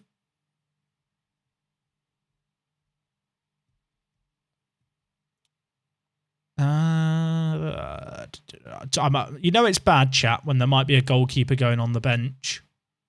You know I'm seriously short on players if there's a goalie on the bench. Okay. Is this the team we're going with? It really doesn't matter. This is a pre-season tournament that is just to build match fitness. There isn't even a trophy for winning this, but we won it last year, so we want to win it again. I'm excited for the transfer window to open. Oh, we're in the snow. See, this is the advantage, right? Like, a lot of people, you get a few Champions League, you know, spots. You start doing well there. You start signing all these South American footballers. I'm just signing all my players from Norway. They're used to the snow and the cold. It's genius. I am a very smart individual. Also, nothing is happening. My understanding is that with this competition, I think that, is there an indoor stadium in Iceland, or at least indoor football pitches? I feel like I looked, when I was looking for pictures of the trophy for this tournament that doesn't have a trophy, a lot of the images were like from indoor, like, you know, 4G pitches. Imagine if we got that in Football Manager, like proper indoor pitches for like winter season. Because I know, for example, like a lot of the Canadian Premier League teams, like I know FC Edmonton, have like just their training facilities in the off season are just indoor. Johnson, Fortes. I mean, Fortes just has a big forehead, doesn't he? The battering ram for the second half of last year. It's weird, actually. Fortes didn't have like a super standout second half of last season, but he did actually score a lot of goals for us. I think he got like 6 or 7 goals in like 10 or 11 games, which doesn't sound that impressive, but that literally probably won us the league last year. That is probably what won us the last year. The league last year. Since 2000, Iceland has built 7 full-sized indoor football halls and 200 heated fields, a handful of half-side indoor arenas. There you go. So there's 7. Yeah, I guess they do play this competition indoors. Oh, okay. Rafarin, our inside person, I was going to say inside man, but I don't want to assume, has just confirmed this competition is entirely played inside. Right, Football Manager, that is a back-of-box feature for next year. People will buy FM23 if you have the Icelandic pre-season tournament inside. Jack, what's your favourite series you've ever done?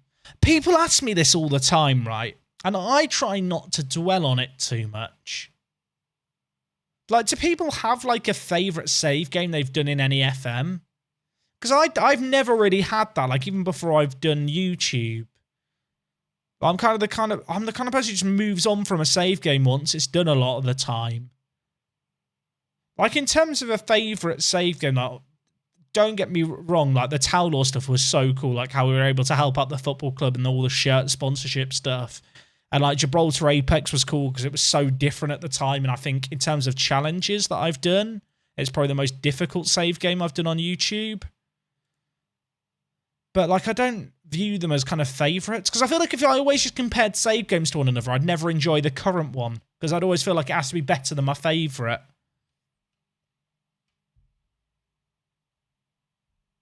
Maybe I'm strange. My favourite save watching you was the Climb with Luzenak. I think a lot of people like the Luzenak save game. It's weird. That one didn't get that many views, and I feel like it ended a bit prematurely just because the new Football Manager came around. But, like, I enjoyed that save game a lot. I thought it was just quite fun. Like, we had some interesting players. Like, we didn't quite get to dethroning PSG. But it was just kind of good vibes. Like, I really enjoyed Bromma Poikina last year. In a weird way, I think I actually end up preferring a lot of the Twitch save games to the YouTube save games. Purely because, like, I feel like because you see all the matches, you build up a bit more of a connection with it. It's like you guys spend more time with me when I'm doing it. Because I do undoubtedly think that having an audience, having people who I know are invested in the save game and have these in-jokes with the players and watch along, that definitely enhances my enjoyment of FM a lot. Like, I obviously, I wouldn't play nearly as much FM as I currently do if it wasn't for the fact that I do content on it. But knowing there's so many people who just kind of enjoy the ride, enjoy the memes, you know, latch on to personalities, like that for me is kind of what makes it so enjoyable. Luznak inspired me to do a France save in FM21 with Racing CFF. That's been by far my favourite save, if only because of the time spent, and even if that because I can't read. Oh, because you watched it. So does anyone else struggle with reading? I struggle with reading on my own. So when I'm forced to read with like 500 people watching me read, the pressure really gets to me. It's like I'm back at school giving a presentation in front of class that I've not really planned for. Also, that was a really good goal by Juliusson, who's currently playing at defensive mid and isn't really a defensive mid. I mean, do you know what? That was actually a mental strike. I didn't even react accordingly to that. I was so surprised it went in.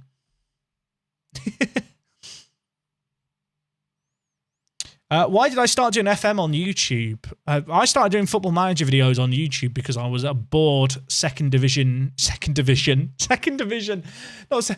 year university student. I was a second division university student.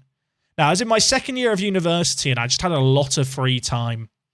And I thought to myself, I was doing a design degree at the time. I was like, I enjoy video editing. I enjoy playing Football Manager. Like, video editing is just something I'd done for a very long time anyway. Like, why not marry these two things together? And it gives me something to do in my free time. And potentially, who knows, maybe it can help me get a job in the games industry down the line. I was a second division university student, chat. That was a mad goal, by the way. On pro clubs with my friends, my mate gets called the mole because he's got terrible vision. Exceptional reference. I miss the mole. Did I get to the Premier Division of college? I did make it to the third division. It works in reverse, you see. The third division is the highest level of university. Oh, I loved Beijing IT earlier in the year. I know for some people that save game kind of ended prematurely, but I've mentioned this before. The save game we did this year in China, which like obviously just ended because I just was away for Christmas and I kind of came back and wasn't feeling it. Like, even though we didn't win anything, I feel like we kind of just achieved what we needed to achieve there. We got to the top division of China with a university team with no money. We had our memes along the way. We had our jokes. We had our hero Lee Boxy. Like, not every save game needs to end with you winning everything. And equally, not every save game has to end when you win everything. Leinster, thank you for subbing with the Prime. I appreciate it. Well, first time sub again. I was saying this earlier. Loads of people subbing for the first time. It's really cool to see new people coming into the chat, discovering the streams and having fun. Yeah, Klopp went to China. Diego Simeone was in China. By the end of it, it was mad. I need a save idea. Always start one and don't even get a year into it. Red Star. Red Star. Who was more of a hero, though? Boxy or Minway? Now, the correct answer is Minway. Minway's free kicks and set pieces carried us for a while, but why are we getting recommended Man City youngsters who are available for loan? That's bizarre. Who are we paid to go to Man City? The correct answer is Minway, but Lee Boxy did refuse to shake Ronaldo's hand. Or was it Messi's hand? It was one or the other. I will say now, chat, I have Lee Boxy in my team in FIFA, and I'll often just have him on my bench. He just vibes with me. Phil Jones, the free kick. Yeah, have people seen the clips on the Clips channel today? If you've not seen the clip on the Clips channel today, I'm going to find it for you now and link it in the chat. Because it's very, very funny if you've never seen it. I was a bit annoyed because I couldn't find a high-quality version of it. The best I could find was 720p. But I realised that link that I've just put there starts 8 seconds in. So maybe click the second link. But very, very fun clip. Hey, it's Katorga, HDD. Are you on a hard drive? HDD, terrible humour. And move on. Thank you for subbing with the Prime. I do appreciate it. I make terrible jokes, don't I? I'm a bad person, chat. I'll admit it. Yeah, the Phil Jones thing is funny. Good clip, good vibes. What about a save game in the future where you set the club you are managed to have the best youth recruitment, best facilities, and you have a rule where you can only sign 3 players for transfer window? The honest answer is, because I get people asking me about like doing a youth academy challenge and stuff. Like for me personally, one of my favourite things about Football Manager is just signing players. Like save games where you limit how many players you sign, or like just don't sign anyone at all. It's just not really how I enjoy playing the game, to be honest. Who needs the clips channel video of Phil Jones when you were there? To be fair, if you were there, chat, you know how amazing it was. There was way more to it than the clip shows, actually. In terms of, we had been playing him at Shadow Striker, because we were trying to play Strikerless last year at Crystal Palace and have success with them. That was kind of the whole thing, wasn't it? We were trying to have success playing Strikerless with only British players and 1 international signing a year. And we were playing Phil Jones at Shadow Striker. What have I missed today? I was too busy raging at champs. That'll be me tomorrow, Finley. That'll be me tomorrow. We've signed a load of youngsters who are about to join us, actually. The 18th chat is about to come around. And the club is going to look very different, and we're going to have to sort stuff out. Talking about Messi, I had an absolute blunder and signed him on a free for my West Ham save before he retired. It turned out I missed the registration and could only play him in the second half of the season. Hope you weren't paying him too much. I mean, who would sign someone who's only going to arrive for the second half of the season and then not realise until after they've already confirmed the deal? Move on. Just hit continue a bit. Might be able to buy him now, actually, on the 18th, but I have a sneaking suspicion Randers are going to ask for a load of money. Remember Cammy Barr? How could I forget Cammy Barr? One of the greatest Scottish regions ever seen in world football. One of our scouts has gone to England and is now recommending a load of New York City FC and Man City players to me. And I don't know why.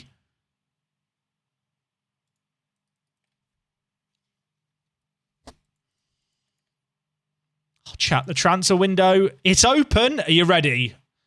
I hope the grades are good on the players we've signed. Why is... Oh, okay, these are players that we've lost. Right, chat. What grades do we reckon we're going to get? 10 signings. I expect 5 A's and 5 B's. It's like GCSE results day. What are we going to get for our 10 new signings? Also, Carla's left us, everyone. Carla's left us. C's and B's. 9 C's and a B. Maybe I've got a bit ambitious. Also, they want to sign in Vargson for free. You know, yeah, you can have him. He's absolutely useless. I reckon 5 A's, 5 B's. Let's go. Well, that's anticlimactic. Wait, how much are we spending on foreign language courses? Send them all on the courses. How much have I just spent? A lot. Okay, chat. First 3 B's. It's like we're getting our exam results here. I asked for 5 A's and 5 B's. That's not looking likely, is it? Okay. So, yeah, there's a lot of language courses I got asked about. I've just told all the players to go send them on them. I think we've gone bankrupt, right? Or now I reckon Tarek's going to be a D. Or 6 B's. That's okay. I feel like half the time you just end up getting C's anyway. I forgot the Jamaican defender was joining us. I don't know why I'm scrolling down. It's like a slow roll in poker. We've got to have the slow reveal. Oh.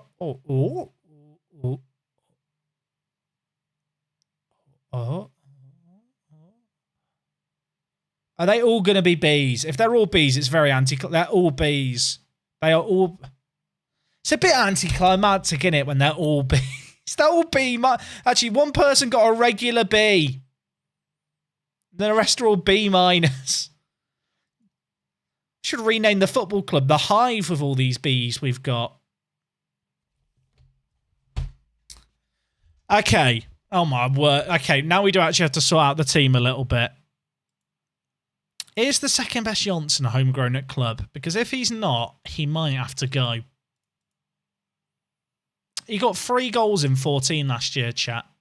Do I try and cash in on him? I know he was a legend for us year 1, but, you know, we do have to move on, I feel like, at a point. And we've signed some very good youngsters who are, I'm going to be honest, they're just better than him. Like, even like Brecke. He's just better.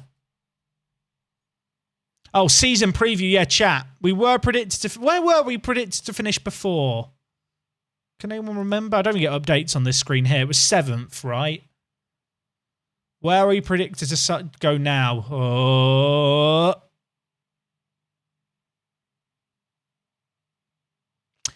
Well, that is underwhelming.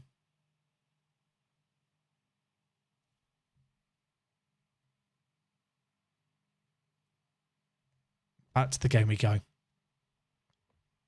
Back to the game we go. I mean, what I will say is, sorting by ability, there's certainly a load of 18-year-olds here. Yeah, apologies if you're watching in a dimly lit room at night. That cut to my full screen face is probably traumatizing. I mean, the good news is that because we've got rid of Mycon, right? Because we've got rid of Mycon, Tarek could technically be registered. So that's good. Oh yeah, we can try and buy now Philip. How much do we reckon they're going to want, chat? They were asking for 30k when he was transfer listed, but obviously he's joining us on a free at the end of his contract. I'd like to think they go 2 grand. How much have we got? We've got 14. Oh.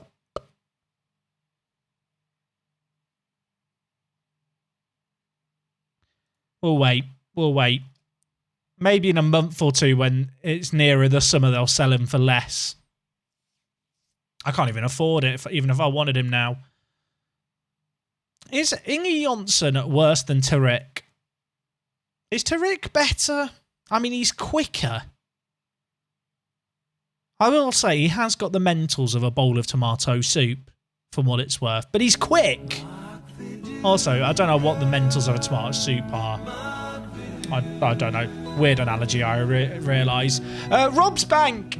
Mate, thank you for the 4 months. Happy 4 months. Here's to many more, Mr. The Space. Thank you. Thank you. Yeah, that's right, chap. My last name is The Space. I mean, Tarek will get homegrown. What I will say is, of all these players we've signed, I think, will they all get homegrown? Oh, chat. The future is bright. The future is Norwegian.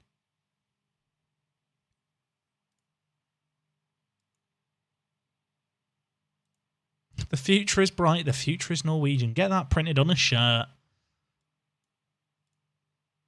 Do we reselect the whole team here?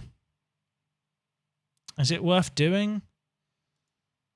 I mean, Hawkeland is in for Ozcan. Arnstad is in at centre attacking mid.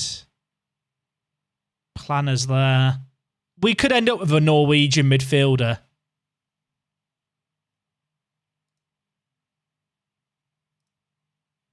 I just realised how many of our players are currently Norwegian. They're everywhere. Okay. What positions do we need? We need a right back. What right backs do we have? Oh, we have Bjorky.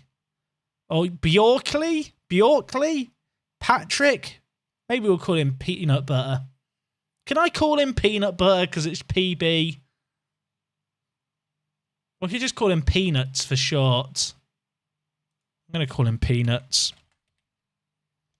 Someone recently, actually, on the YouTube channel was like, nicknames are so childish. This one's for you. Peanuts. He's Peanut Butter. Peanut butter jelly. Beautiful.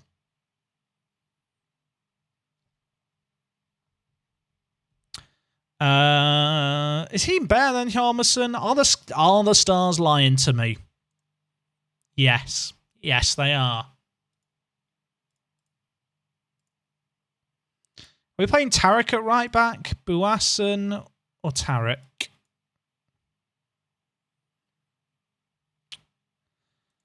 I mean, Buasan is actually quite good, but he's got no technical ability. Oh, chat, I don't know to pick out of Tarek and the other Johnson. Who would you pick?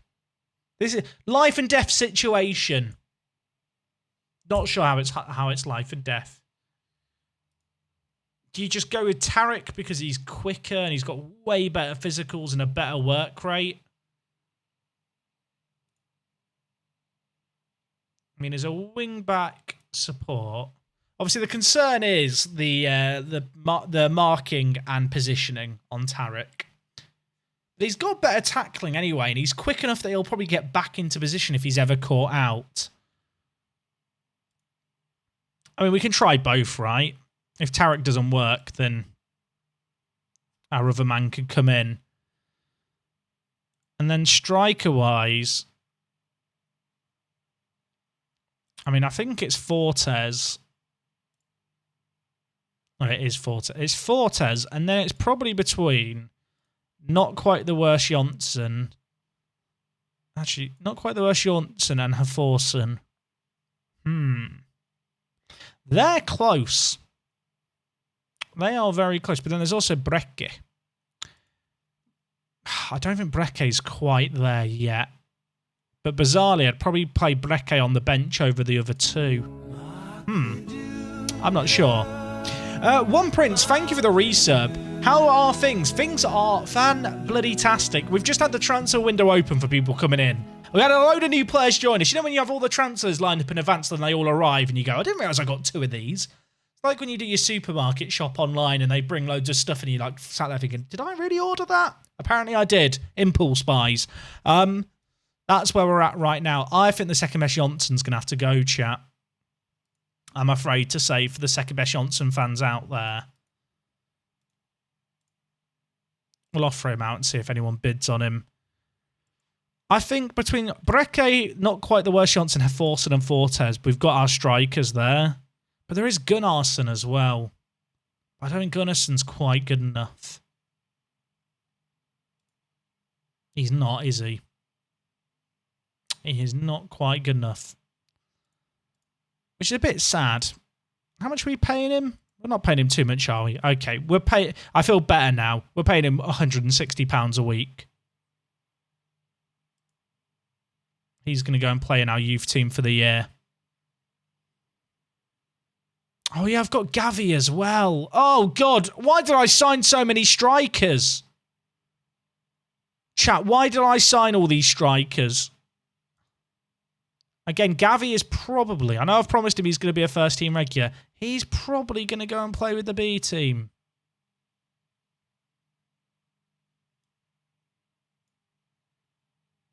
For now. Also, our B team. There's different B teams, I think. I think I've sent them to the wrong B team. Because that isn't the team I've sent them to isn't actually a B team at all. It's actually like a second football club that are our B team. I'm meant to be putting them in the under-19s Bs. I've sent them to the wrong club. Where are they? I've sent them. Where are you? Development and this. Oh, now can I make them available? Hit continue once. Lads, where are you?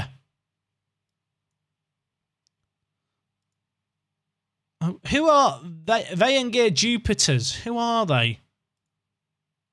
Right, KV. You're going to go play for the under-19s B, who I believe also play in a league anyway. Right? Yeah, they do. They literally play in a league anyway. So why would I send anyone to the other team? Chat, what happened to the other guy? Where's the other striker who we just signed and sent out? Where's he gone? It was Gunnarsson, right? Development, move to under-19B. That's where they want to go. You're going to have to remind me of that, chat. I'm going to forget that we've got the under-19s Bs and then our other under-19s, which is the under-19s A, but also play at the same level as the under-19s B, and are technically... who are Vayengear Jupiters? Are they like another football club? Oh, so we share a team with these guys? This is very confusing, isn't it? Please tell me this isn't just me who's very, very confused by what's going on here. So we have two we have two under-19 teams.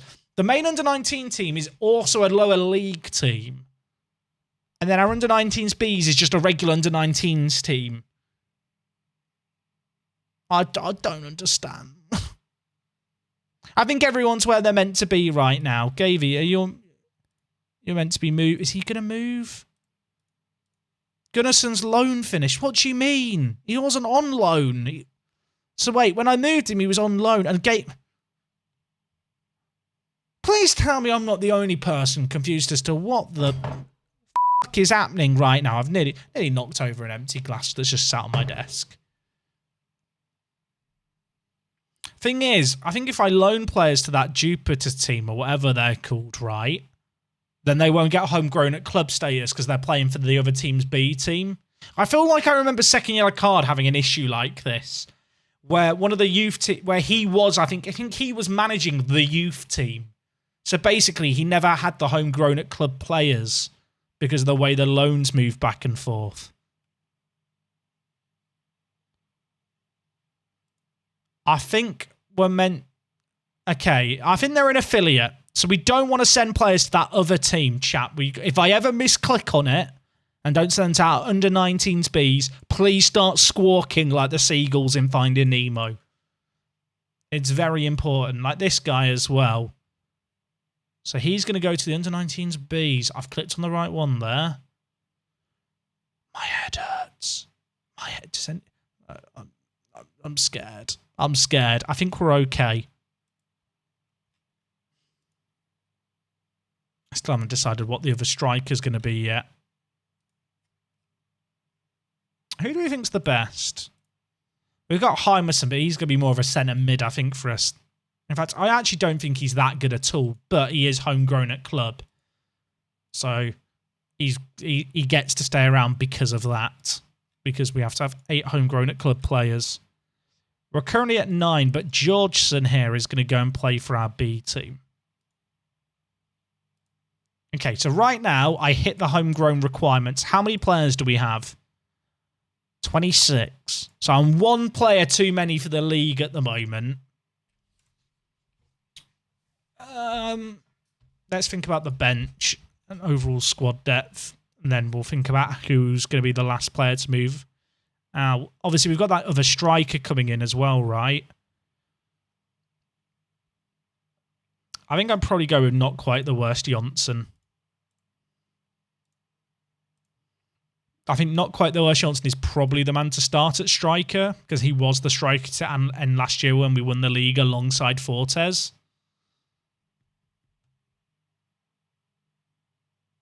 I mean, this team is looking good. Arstad, I like a lot. Let's go have a centre mid on attack. I think he can do a job for us. I've got Manfang as well. If I had one concern, it's the fact that both of them are not amazing at winning the ball back. Planner's not amazing at it either. Hawkeland is better. He's definitely a bit more of a terrier in the midfield, which is why we picked him up to play as this not box to box, this ball-winning midfielder.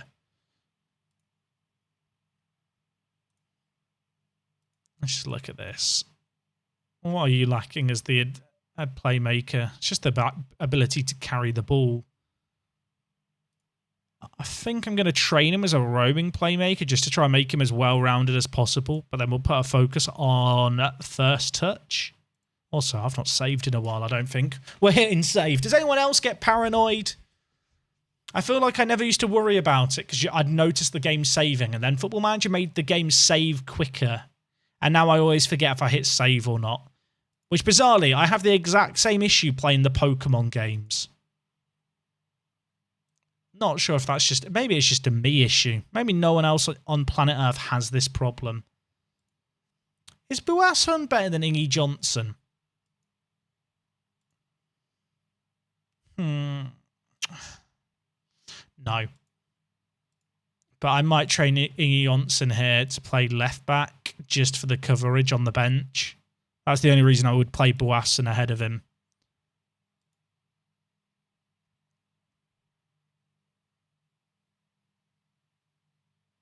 See you later, Sam. Take care. Thank you for hanging out today. Yeah, gang, I appreciate it's getting a little bit later. Although it's a Friday night, so the party can go on a little longer. I was about to say all night. Let's not get carried away. Is Pape Kamara better than Hjalmarsson? I feel like it's weird. The game really doesn't rate Pape Kamara as a centre-back like I do. I do actually think he's really good. We're paying him this big appearance fee, but he's only on £75 a week, so he's a really, really good, just cheap option to have on the as a reserve.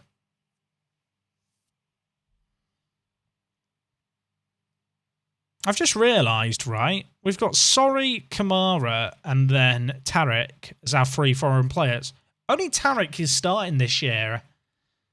And even then, it's kind of marginal. So we'll have Sorry and Ozcan on the bench. Then we've got a spot for one more attacking midfielder. Oh, for Howson or Hymerson.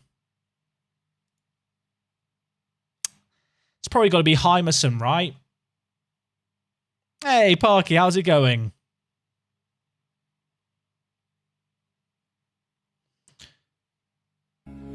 Oh, and Parky just coming in with the 32 months. How are you doing? You've come back slightly drunk. I feel like if anyone acknowledges the fact they're slightly drunk, they're a bit more drunk than they know. But I hope you're doing good, buddy. Thank you so much for the 32 months. That definitely deserves a Julian Brandt. Yeah. Julian Brandt! Yeah!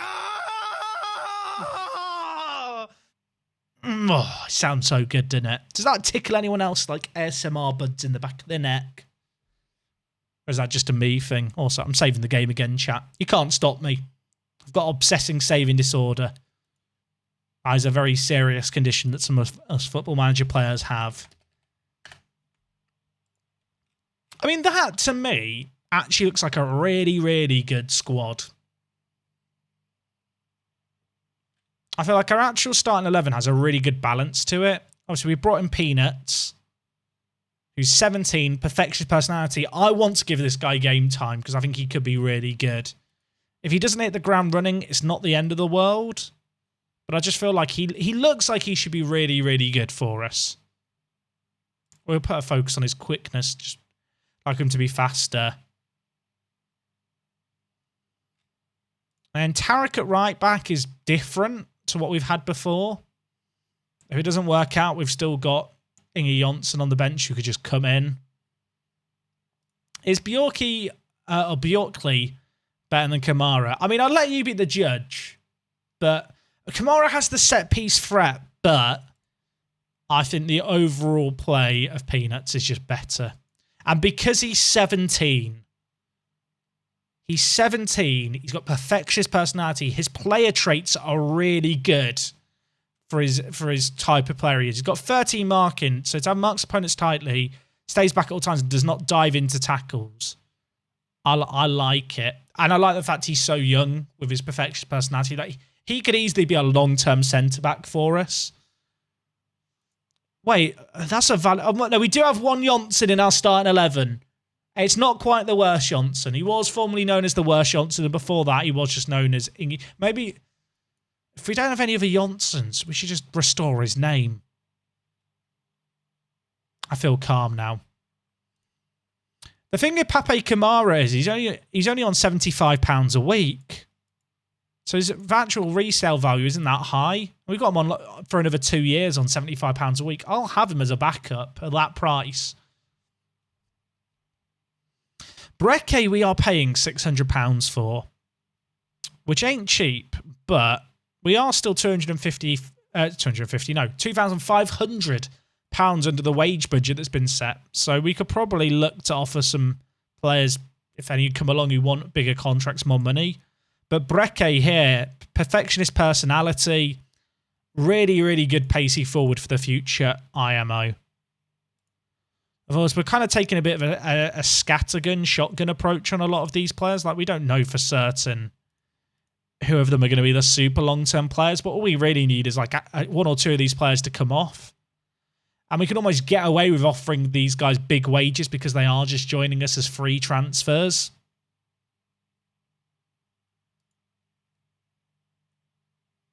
What happened with Gozzi? He went to Rosenborg in Norway. I didn't want to pay him more than £1,000 a week for him. It just felt too much. And so I kept just waiting and waiting and waiting. And then it got to January and some teams were interested. So I thought I'd make an offer. By the time I went to make an offer, other teams had already made offers on him. But they were offering over £1,000. Like, while some of the new guys we've picked up are on quite big money, it's still way less than the £1,000 we would have had to have paid at Gozzi.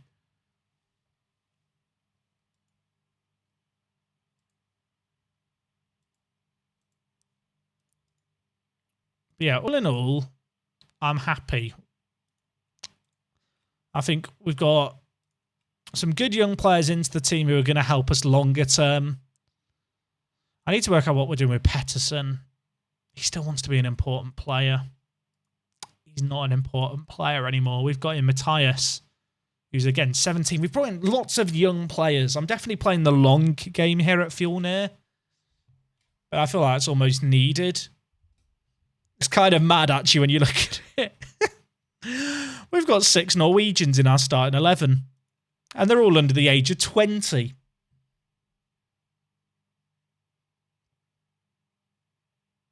I'd like to get in some more Icelandic players, but to be fair, we've got a pretty good contingent of players, and all of these players will get homegrown at club status long term. So in terms of long-term planning with our squad registration rules, this is going to help us a lot.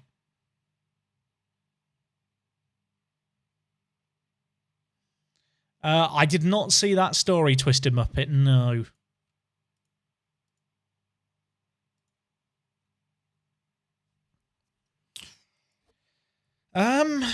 Juliusson.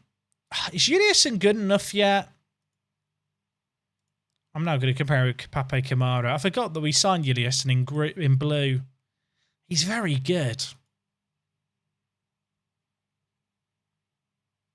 Although, to be fair, he is kind of our third choice centre-back, so we'll make him available for the B team. But he's staying in the first team. And I mean, I'll be honest, there is only one player I can remove from the squad to get us in the limit. There is just one obvious player who has to be the man to make way, because we currently have a squad of 26. We've got to have a squad of 25, and it is the second best Johnson. He is a square peg, and we've got a whole lot of round holes. Hey, Aiden, you've missed quite a lot, to be honest, because I'm going to be wrapping up the stream soonish. I'd recommend maybe going on Twitch and just going back and starting the stream from the beginning if you've got time, or maybe even catching it on YouTube over the weekend. But we have signed a load of just young players for the future. We've just picked up a load of really, really, really good young Norwegians. I feel like we've added some serious quality to the team, actually.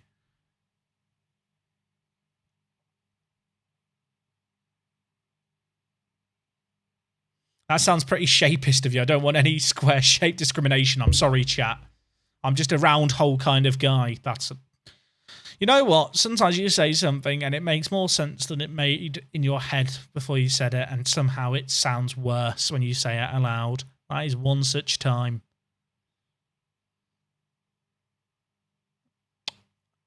Haven't I got enough centre mids? Is my overall depth good enough? Juliusson, Pape Kamara, Sorry, Ozcan, Hymerson for House. Yeah. Yeah.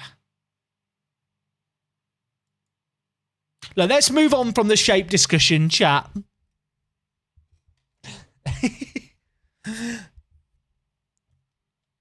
I was kind of expecting to have more headaches. Maybe this is bad of me.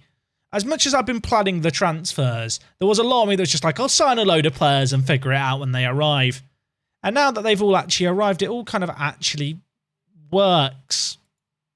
Which is a pleasant surprise, really. Oh, they want Sigurd Steinsson on loan. They could probably have him on loan. Yeah, you know what? Sure. Hey, Danny, how's it going? Will I do one game in this lineup? You know what? We've got Grindavik in 3 days. Should we do the Grindavik game today? We'll do the Grindavik game today for sure.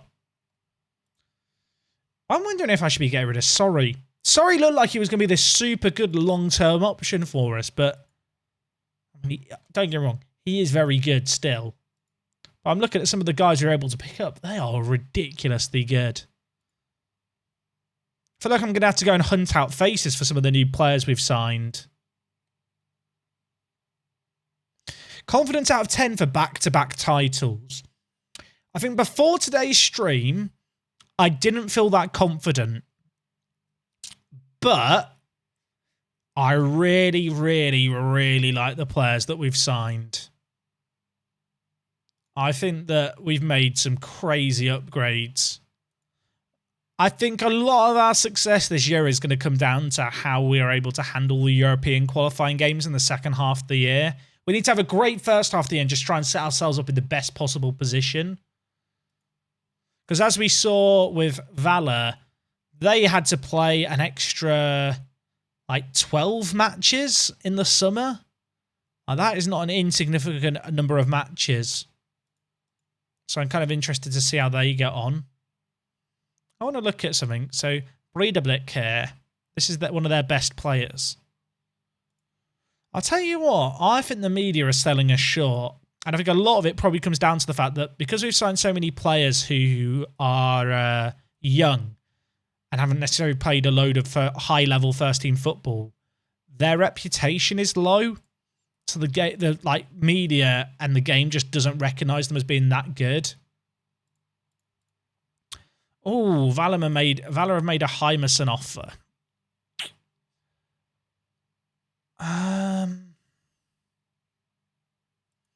Hymerson's good, and he's homegrown at club, and he's signed a 3-year deal.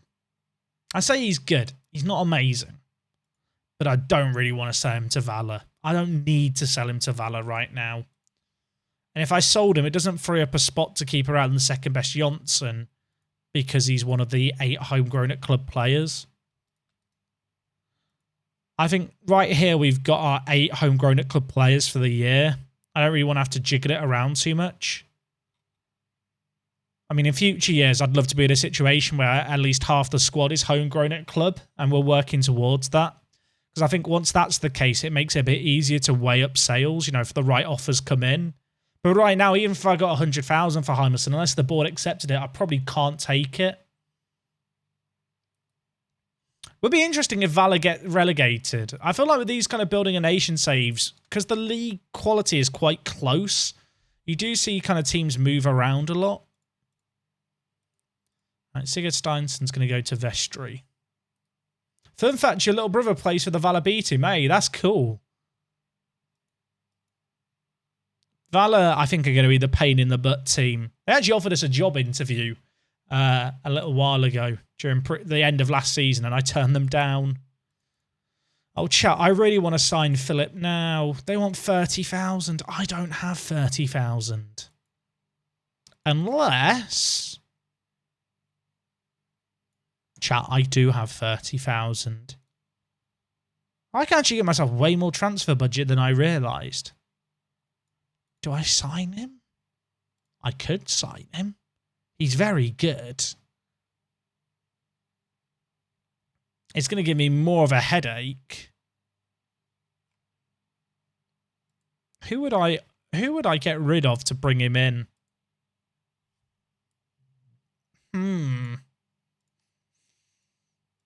Would I demote someone? Could I demote that Juliusson, who's not homegrown yet? Would I have enough centre-back coverage if I demote him?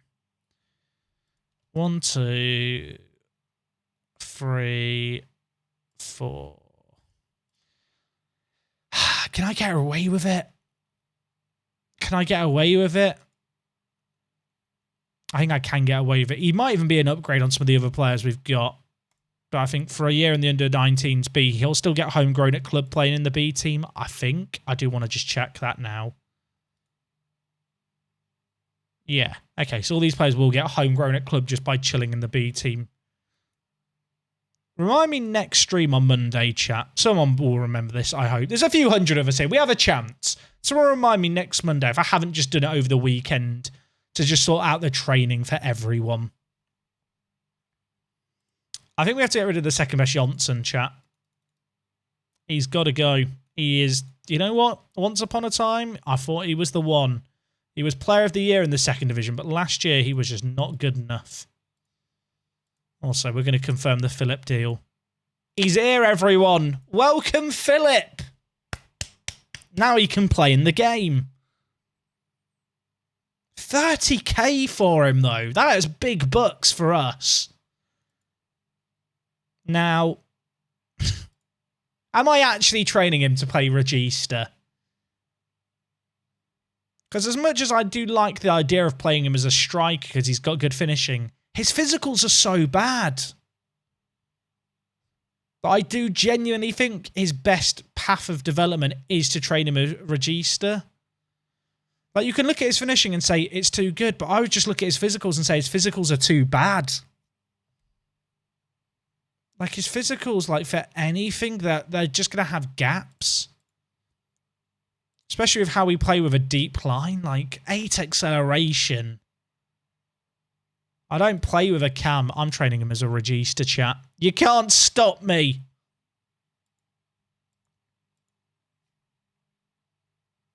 And then, for his extra focus, final third? Final third or attacking movement? Final third. Final third is, unless I focus on his passing, just to get his raw creativity up.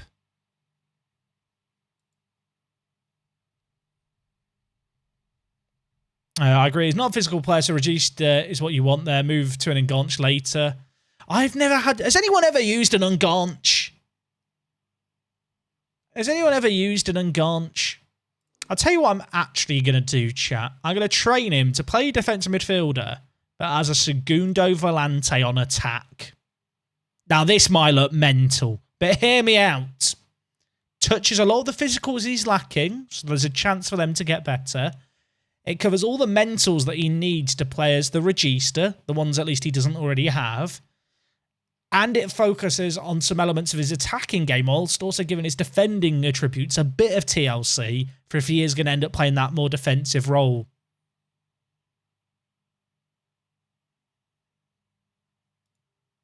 This is going to be genius.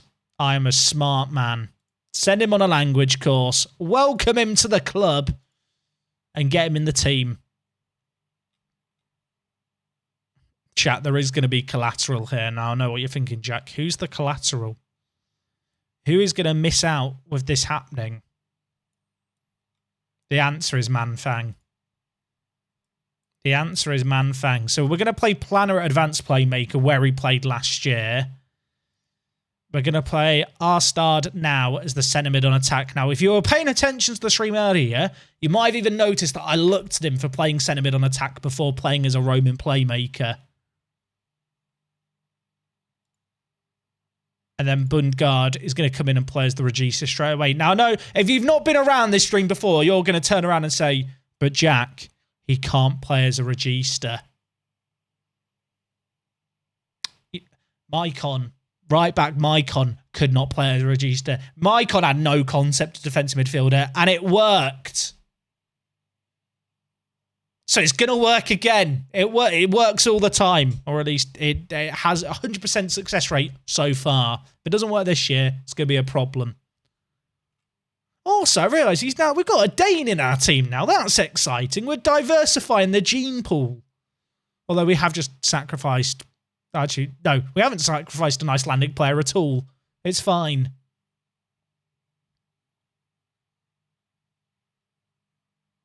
It's going to be fine. He might decline a little bit as a player learning a whole new position. That is also true. But I'm okay with that. Because he's so good. And it's the best way I can get him into the team with how we play. Is that the team for the year? I think that's the team for the year. You know what, second best Johnson, if you get demoted, are we down to 25 now? We've done it. I've actually built a very good team. I think I've had a masterclass this transfer window. Well, I've said it. When I don't win the league, when we crash out the first qualifying round of Europe, don't quote this bit. I think we've done a really, really sick kind of pre-season. I'm ready now to see if Bundegaard is a sick regista or not. Also, is he good at set pieces? Because I have it set for the regista to take everything. He is actually good. Perfect. Is he on free kicks? I can't remember how I've got the free kicks and stuff set up. Let's have a look. It should always be set so the DM just takes them. Because that'll be either him or Planner. Have I really not... I didn't set up any of the set pieces last year. You know what? We won the league without setting them up, so why set them up now? Some players lacking match sharpness. Bundegaard is tired. I don't care. You're a regista. You don't do any running.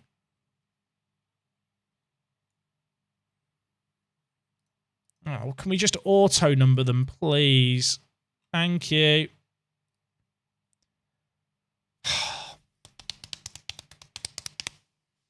If he gets injured now because I've decided to play him when he's absolutely fucked, then it is on me and I would like to apologise. But I'm sure it'll be fine. We'll probably sub him off after 60.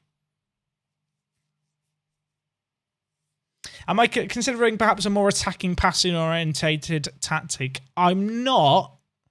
Just because I do think we still lack a little bit of quality compared to some of the very top Icelandic teams. And our reputation still seems low. At least from what I can tell from the media prediction, because we've not signed ready-made players. But that kind of works to our advantage because having lower rep means that teams are going to play more attacking against us, which helps with our whole kind of breaking away quickly kind of game plan. Also, did anyone notice in that last highlight Bundegaard's pass? I'm going to click on him so we can keep an eye on him. Fridriksson to Fortes. I realise we have actually signed a fair few new players this year. Oh, Jonsson. Wait, so in this team, how many players played last year? Gudmundsson, Fridriksson, Planner, Jonsson, Fortes. So there's 6 new players in the starting 11. That was a weird block, by the way, by one of their players. And then Planner won the header. Planner wins a lot of headers. Also, Grundavik, I think, are in the league below us. So we can't get too carried away here.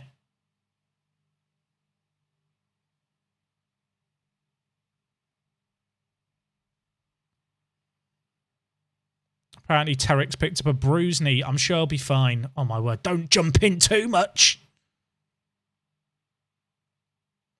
Also, worth acknowledging, we have got 6 new players in the 11. So there might be a bit of cohesion and tactical issues. Oh, no. Bundegaard's given everything and we should give him a rest. Absolutely not. Ignore. Well, we will tell him to mark a guy closer. To be fair, all the new signings are Norwegian anyway, just about. So why worry about cohesion or anything, really? Oh, Bundegaard, corner.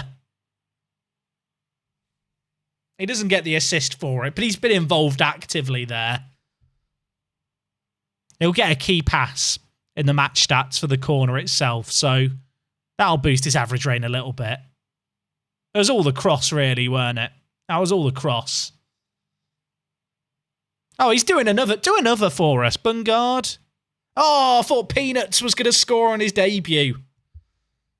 I am going to take off Tarek with his knock, because I'm going to be honest, it's probably not risking one of my right-backs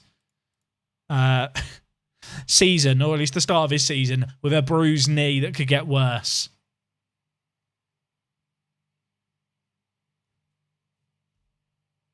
Okay, I'm not being funny. You told me 2 minutes ago to tell him to man-mark him. Now you're telling me that he shouldn't do it anymore. You literally gave the instruction telling me to tell him to mark Titus. So I thought, you know what? I'll do it. Okay, then. And now you're telling me it's a bad idea. Absolute clown. Why is the DM exhausted after 45 minutes? Because he was playing in Denmark. He joined us an hour before the game. And I wanted to play him. So he's on the pitch knackered. I wish there was a logical reason, like, oh, he's just done a lot of running around. No, he's literally landed from Denmark 10 minutes before the game and I've gone, you're on the pitch.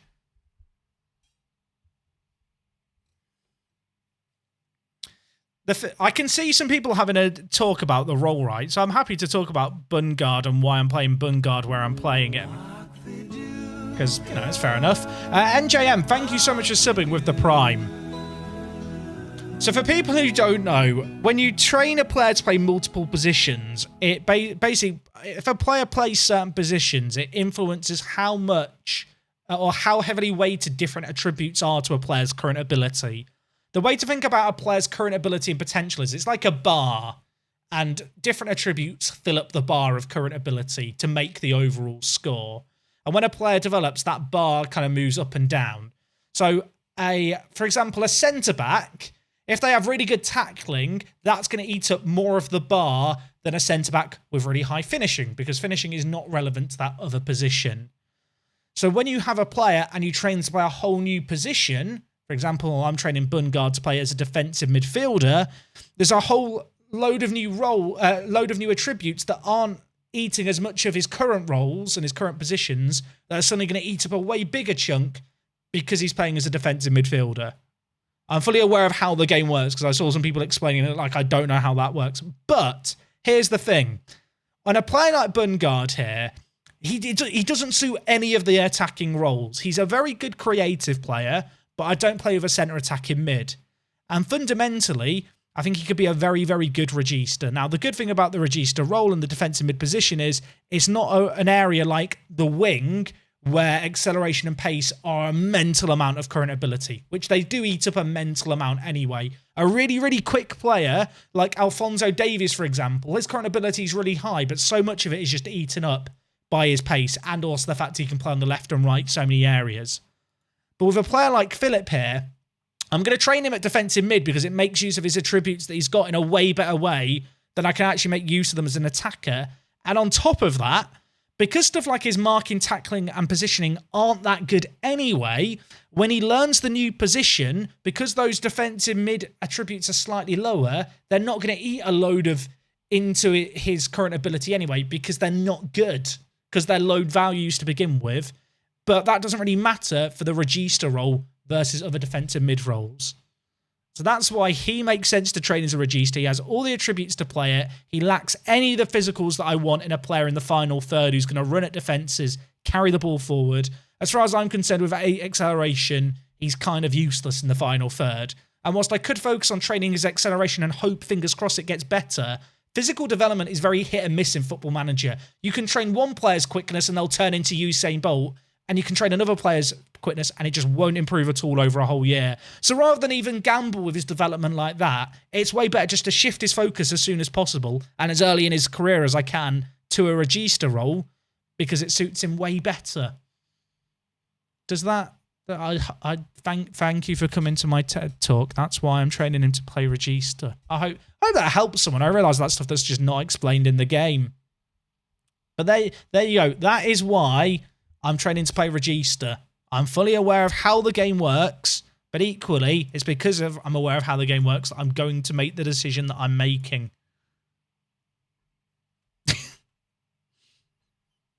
Thank you. Also, there were a few bits that I dumbed down about the about how certain mechanics work, but you don't need to know the exact ins and outs.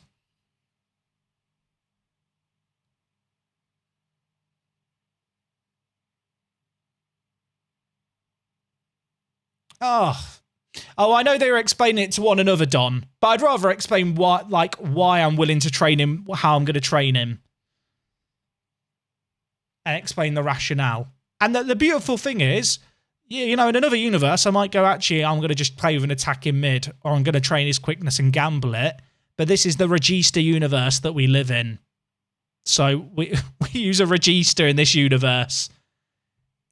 Also, what rating did he end up getting before I took him off? I wasn't actually paying attention when I subbed him off because he did look quite tired.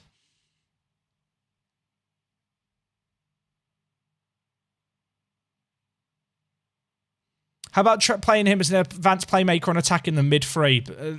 He doesn't have the physicals for like a midfielder role, at least within my system. I'd rather train to play my system than fit my system around him. Especially because it's training a whole new position either way because he can't play as a centre mid. That wasn't the most convincing of wins in the end, but we did get an XG above 3. So I guess we look at the positives, right? First game playing together. Regista Universe sounds like a food chain. True.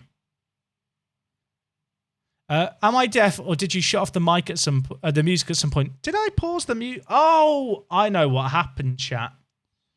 Earlier, I moused over onto my third monitor and closed a window, and I couldn't work out what the window was that I closed, but no one said anything, so I thought, well, it can't be that important to the stream. Turns out I closed the music. I closed Spotify. No one mentioned it, so I didn't even question it.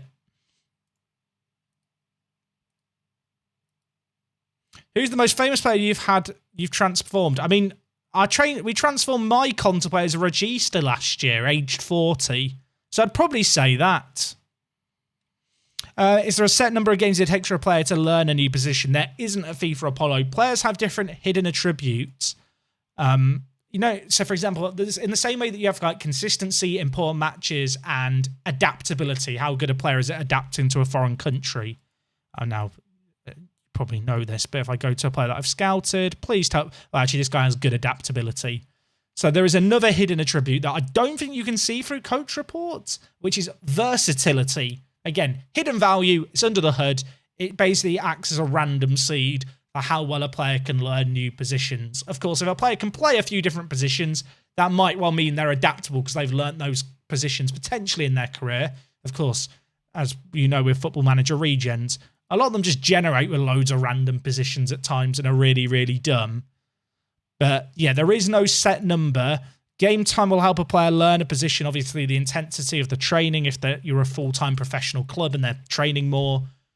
Game time is the big one, though. If you just play a player in lots and lots of games in a role and in a position, they will pick it up pretty quickly a lot of the time, from my experience. Certainly within like a season.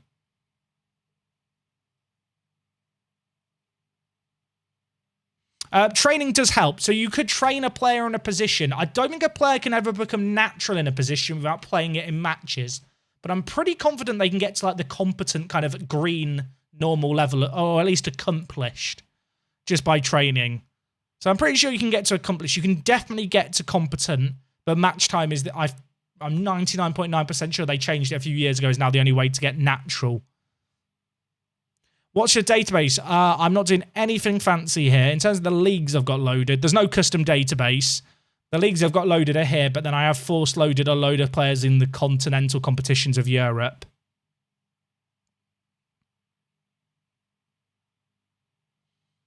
Jack, doesn't position familiarity eat up CA? I had a winger with 120 CA who was really good and was just playing one position, and I had another winger for a lot of different positions and a higher CA, although the stats were pretty much the same. When you say, I'm not sure what you mean by position familiarity, but for example, even if they had only a slight difference in pace, that can make a pretty big difference because of how it's weighted. And also, it depends on the positions. Because if you had like the winger with the higher CA was playing like wing back, for example, all his defensive stuff would eat up a little bit more. Or his current ability. So you could have a higher current ability and play a few more positions. But yeah, it will eat up more because he plays those more positions. I feel like there's loads of stuff that Football Manager doesn't tell you. I think partially because they don't want you to know, like when it comes to like, you know, some of the mechanics behind the game. But I think sometimes it can really help you understand why certain stuff is happening in a save game to actually kind of know what influences stuff that isn't really explained.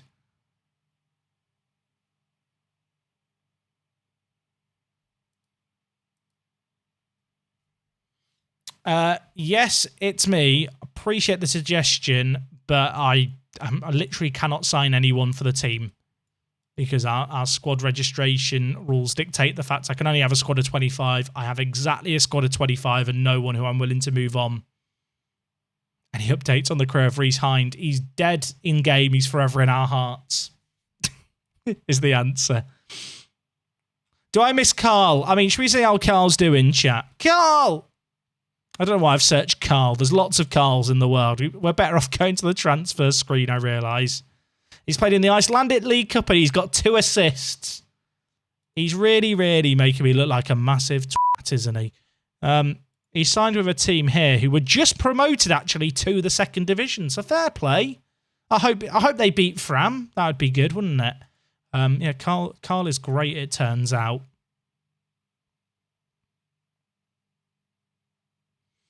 To be fair, I looked at this and used the editor to make a random guy naturally every position as CA went up by around 50. Oh, was that his recommended current ability, Waldo?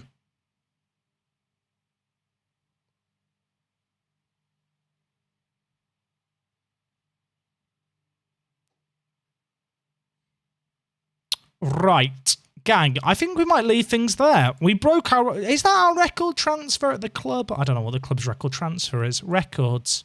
Da-da-da-da. Most expensive player? Am I blind? Am I blind? Transfers. Is there a way to see the most expensive transfer ever? Oh, there is. Yeah, Bungard. My face is covering it, but Bungard is our most expensive transfer ever. So we spent 30,000 on Bungard, but then we sold Juliusson for almost the same price, which I think I can't compare the two, sadly, because they play different positions. But I can assure you that one of those players is worth more than the other, and it's not close. I did say this was going to be a short stream. Mission failed. Maybe I'll get them next time. Yeah, I realise it's now midnight. Gang, I really appreciate all of you hanging out today. It's been fun. I felt like yesterday, I said this like midway through the stream, yesterday, or not yesterday, it was 2 days ago now, we got through a lot of playing time, but we didn't really improve the team that much. I feel like we struck gold finding the Norwegian kind of under 18s, just with loads and loads of good players. I mean, when you look at the highest earners at the club now, the three of them on £700 are these young Norwegian players and then the Danish players that we picked up. Interesting to note that none of them are Planner. I feel like Planner's probably going to ask for a wage rise soon. But between our kind of midfield kind of quartet now, they're all under the age of 20. That position is now sorted for ages. It's a good little spot to be in. I feel like we've done very, very well. So hopefully that's going to be backed up on the pitch. Otherwise it's going to be a bit awkward, isn't it?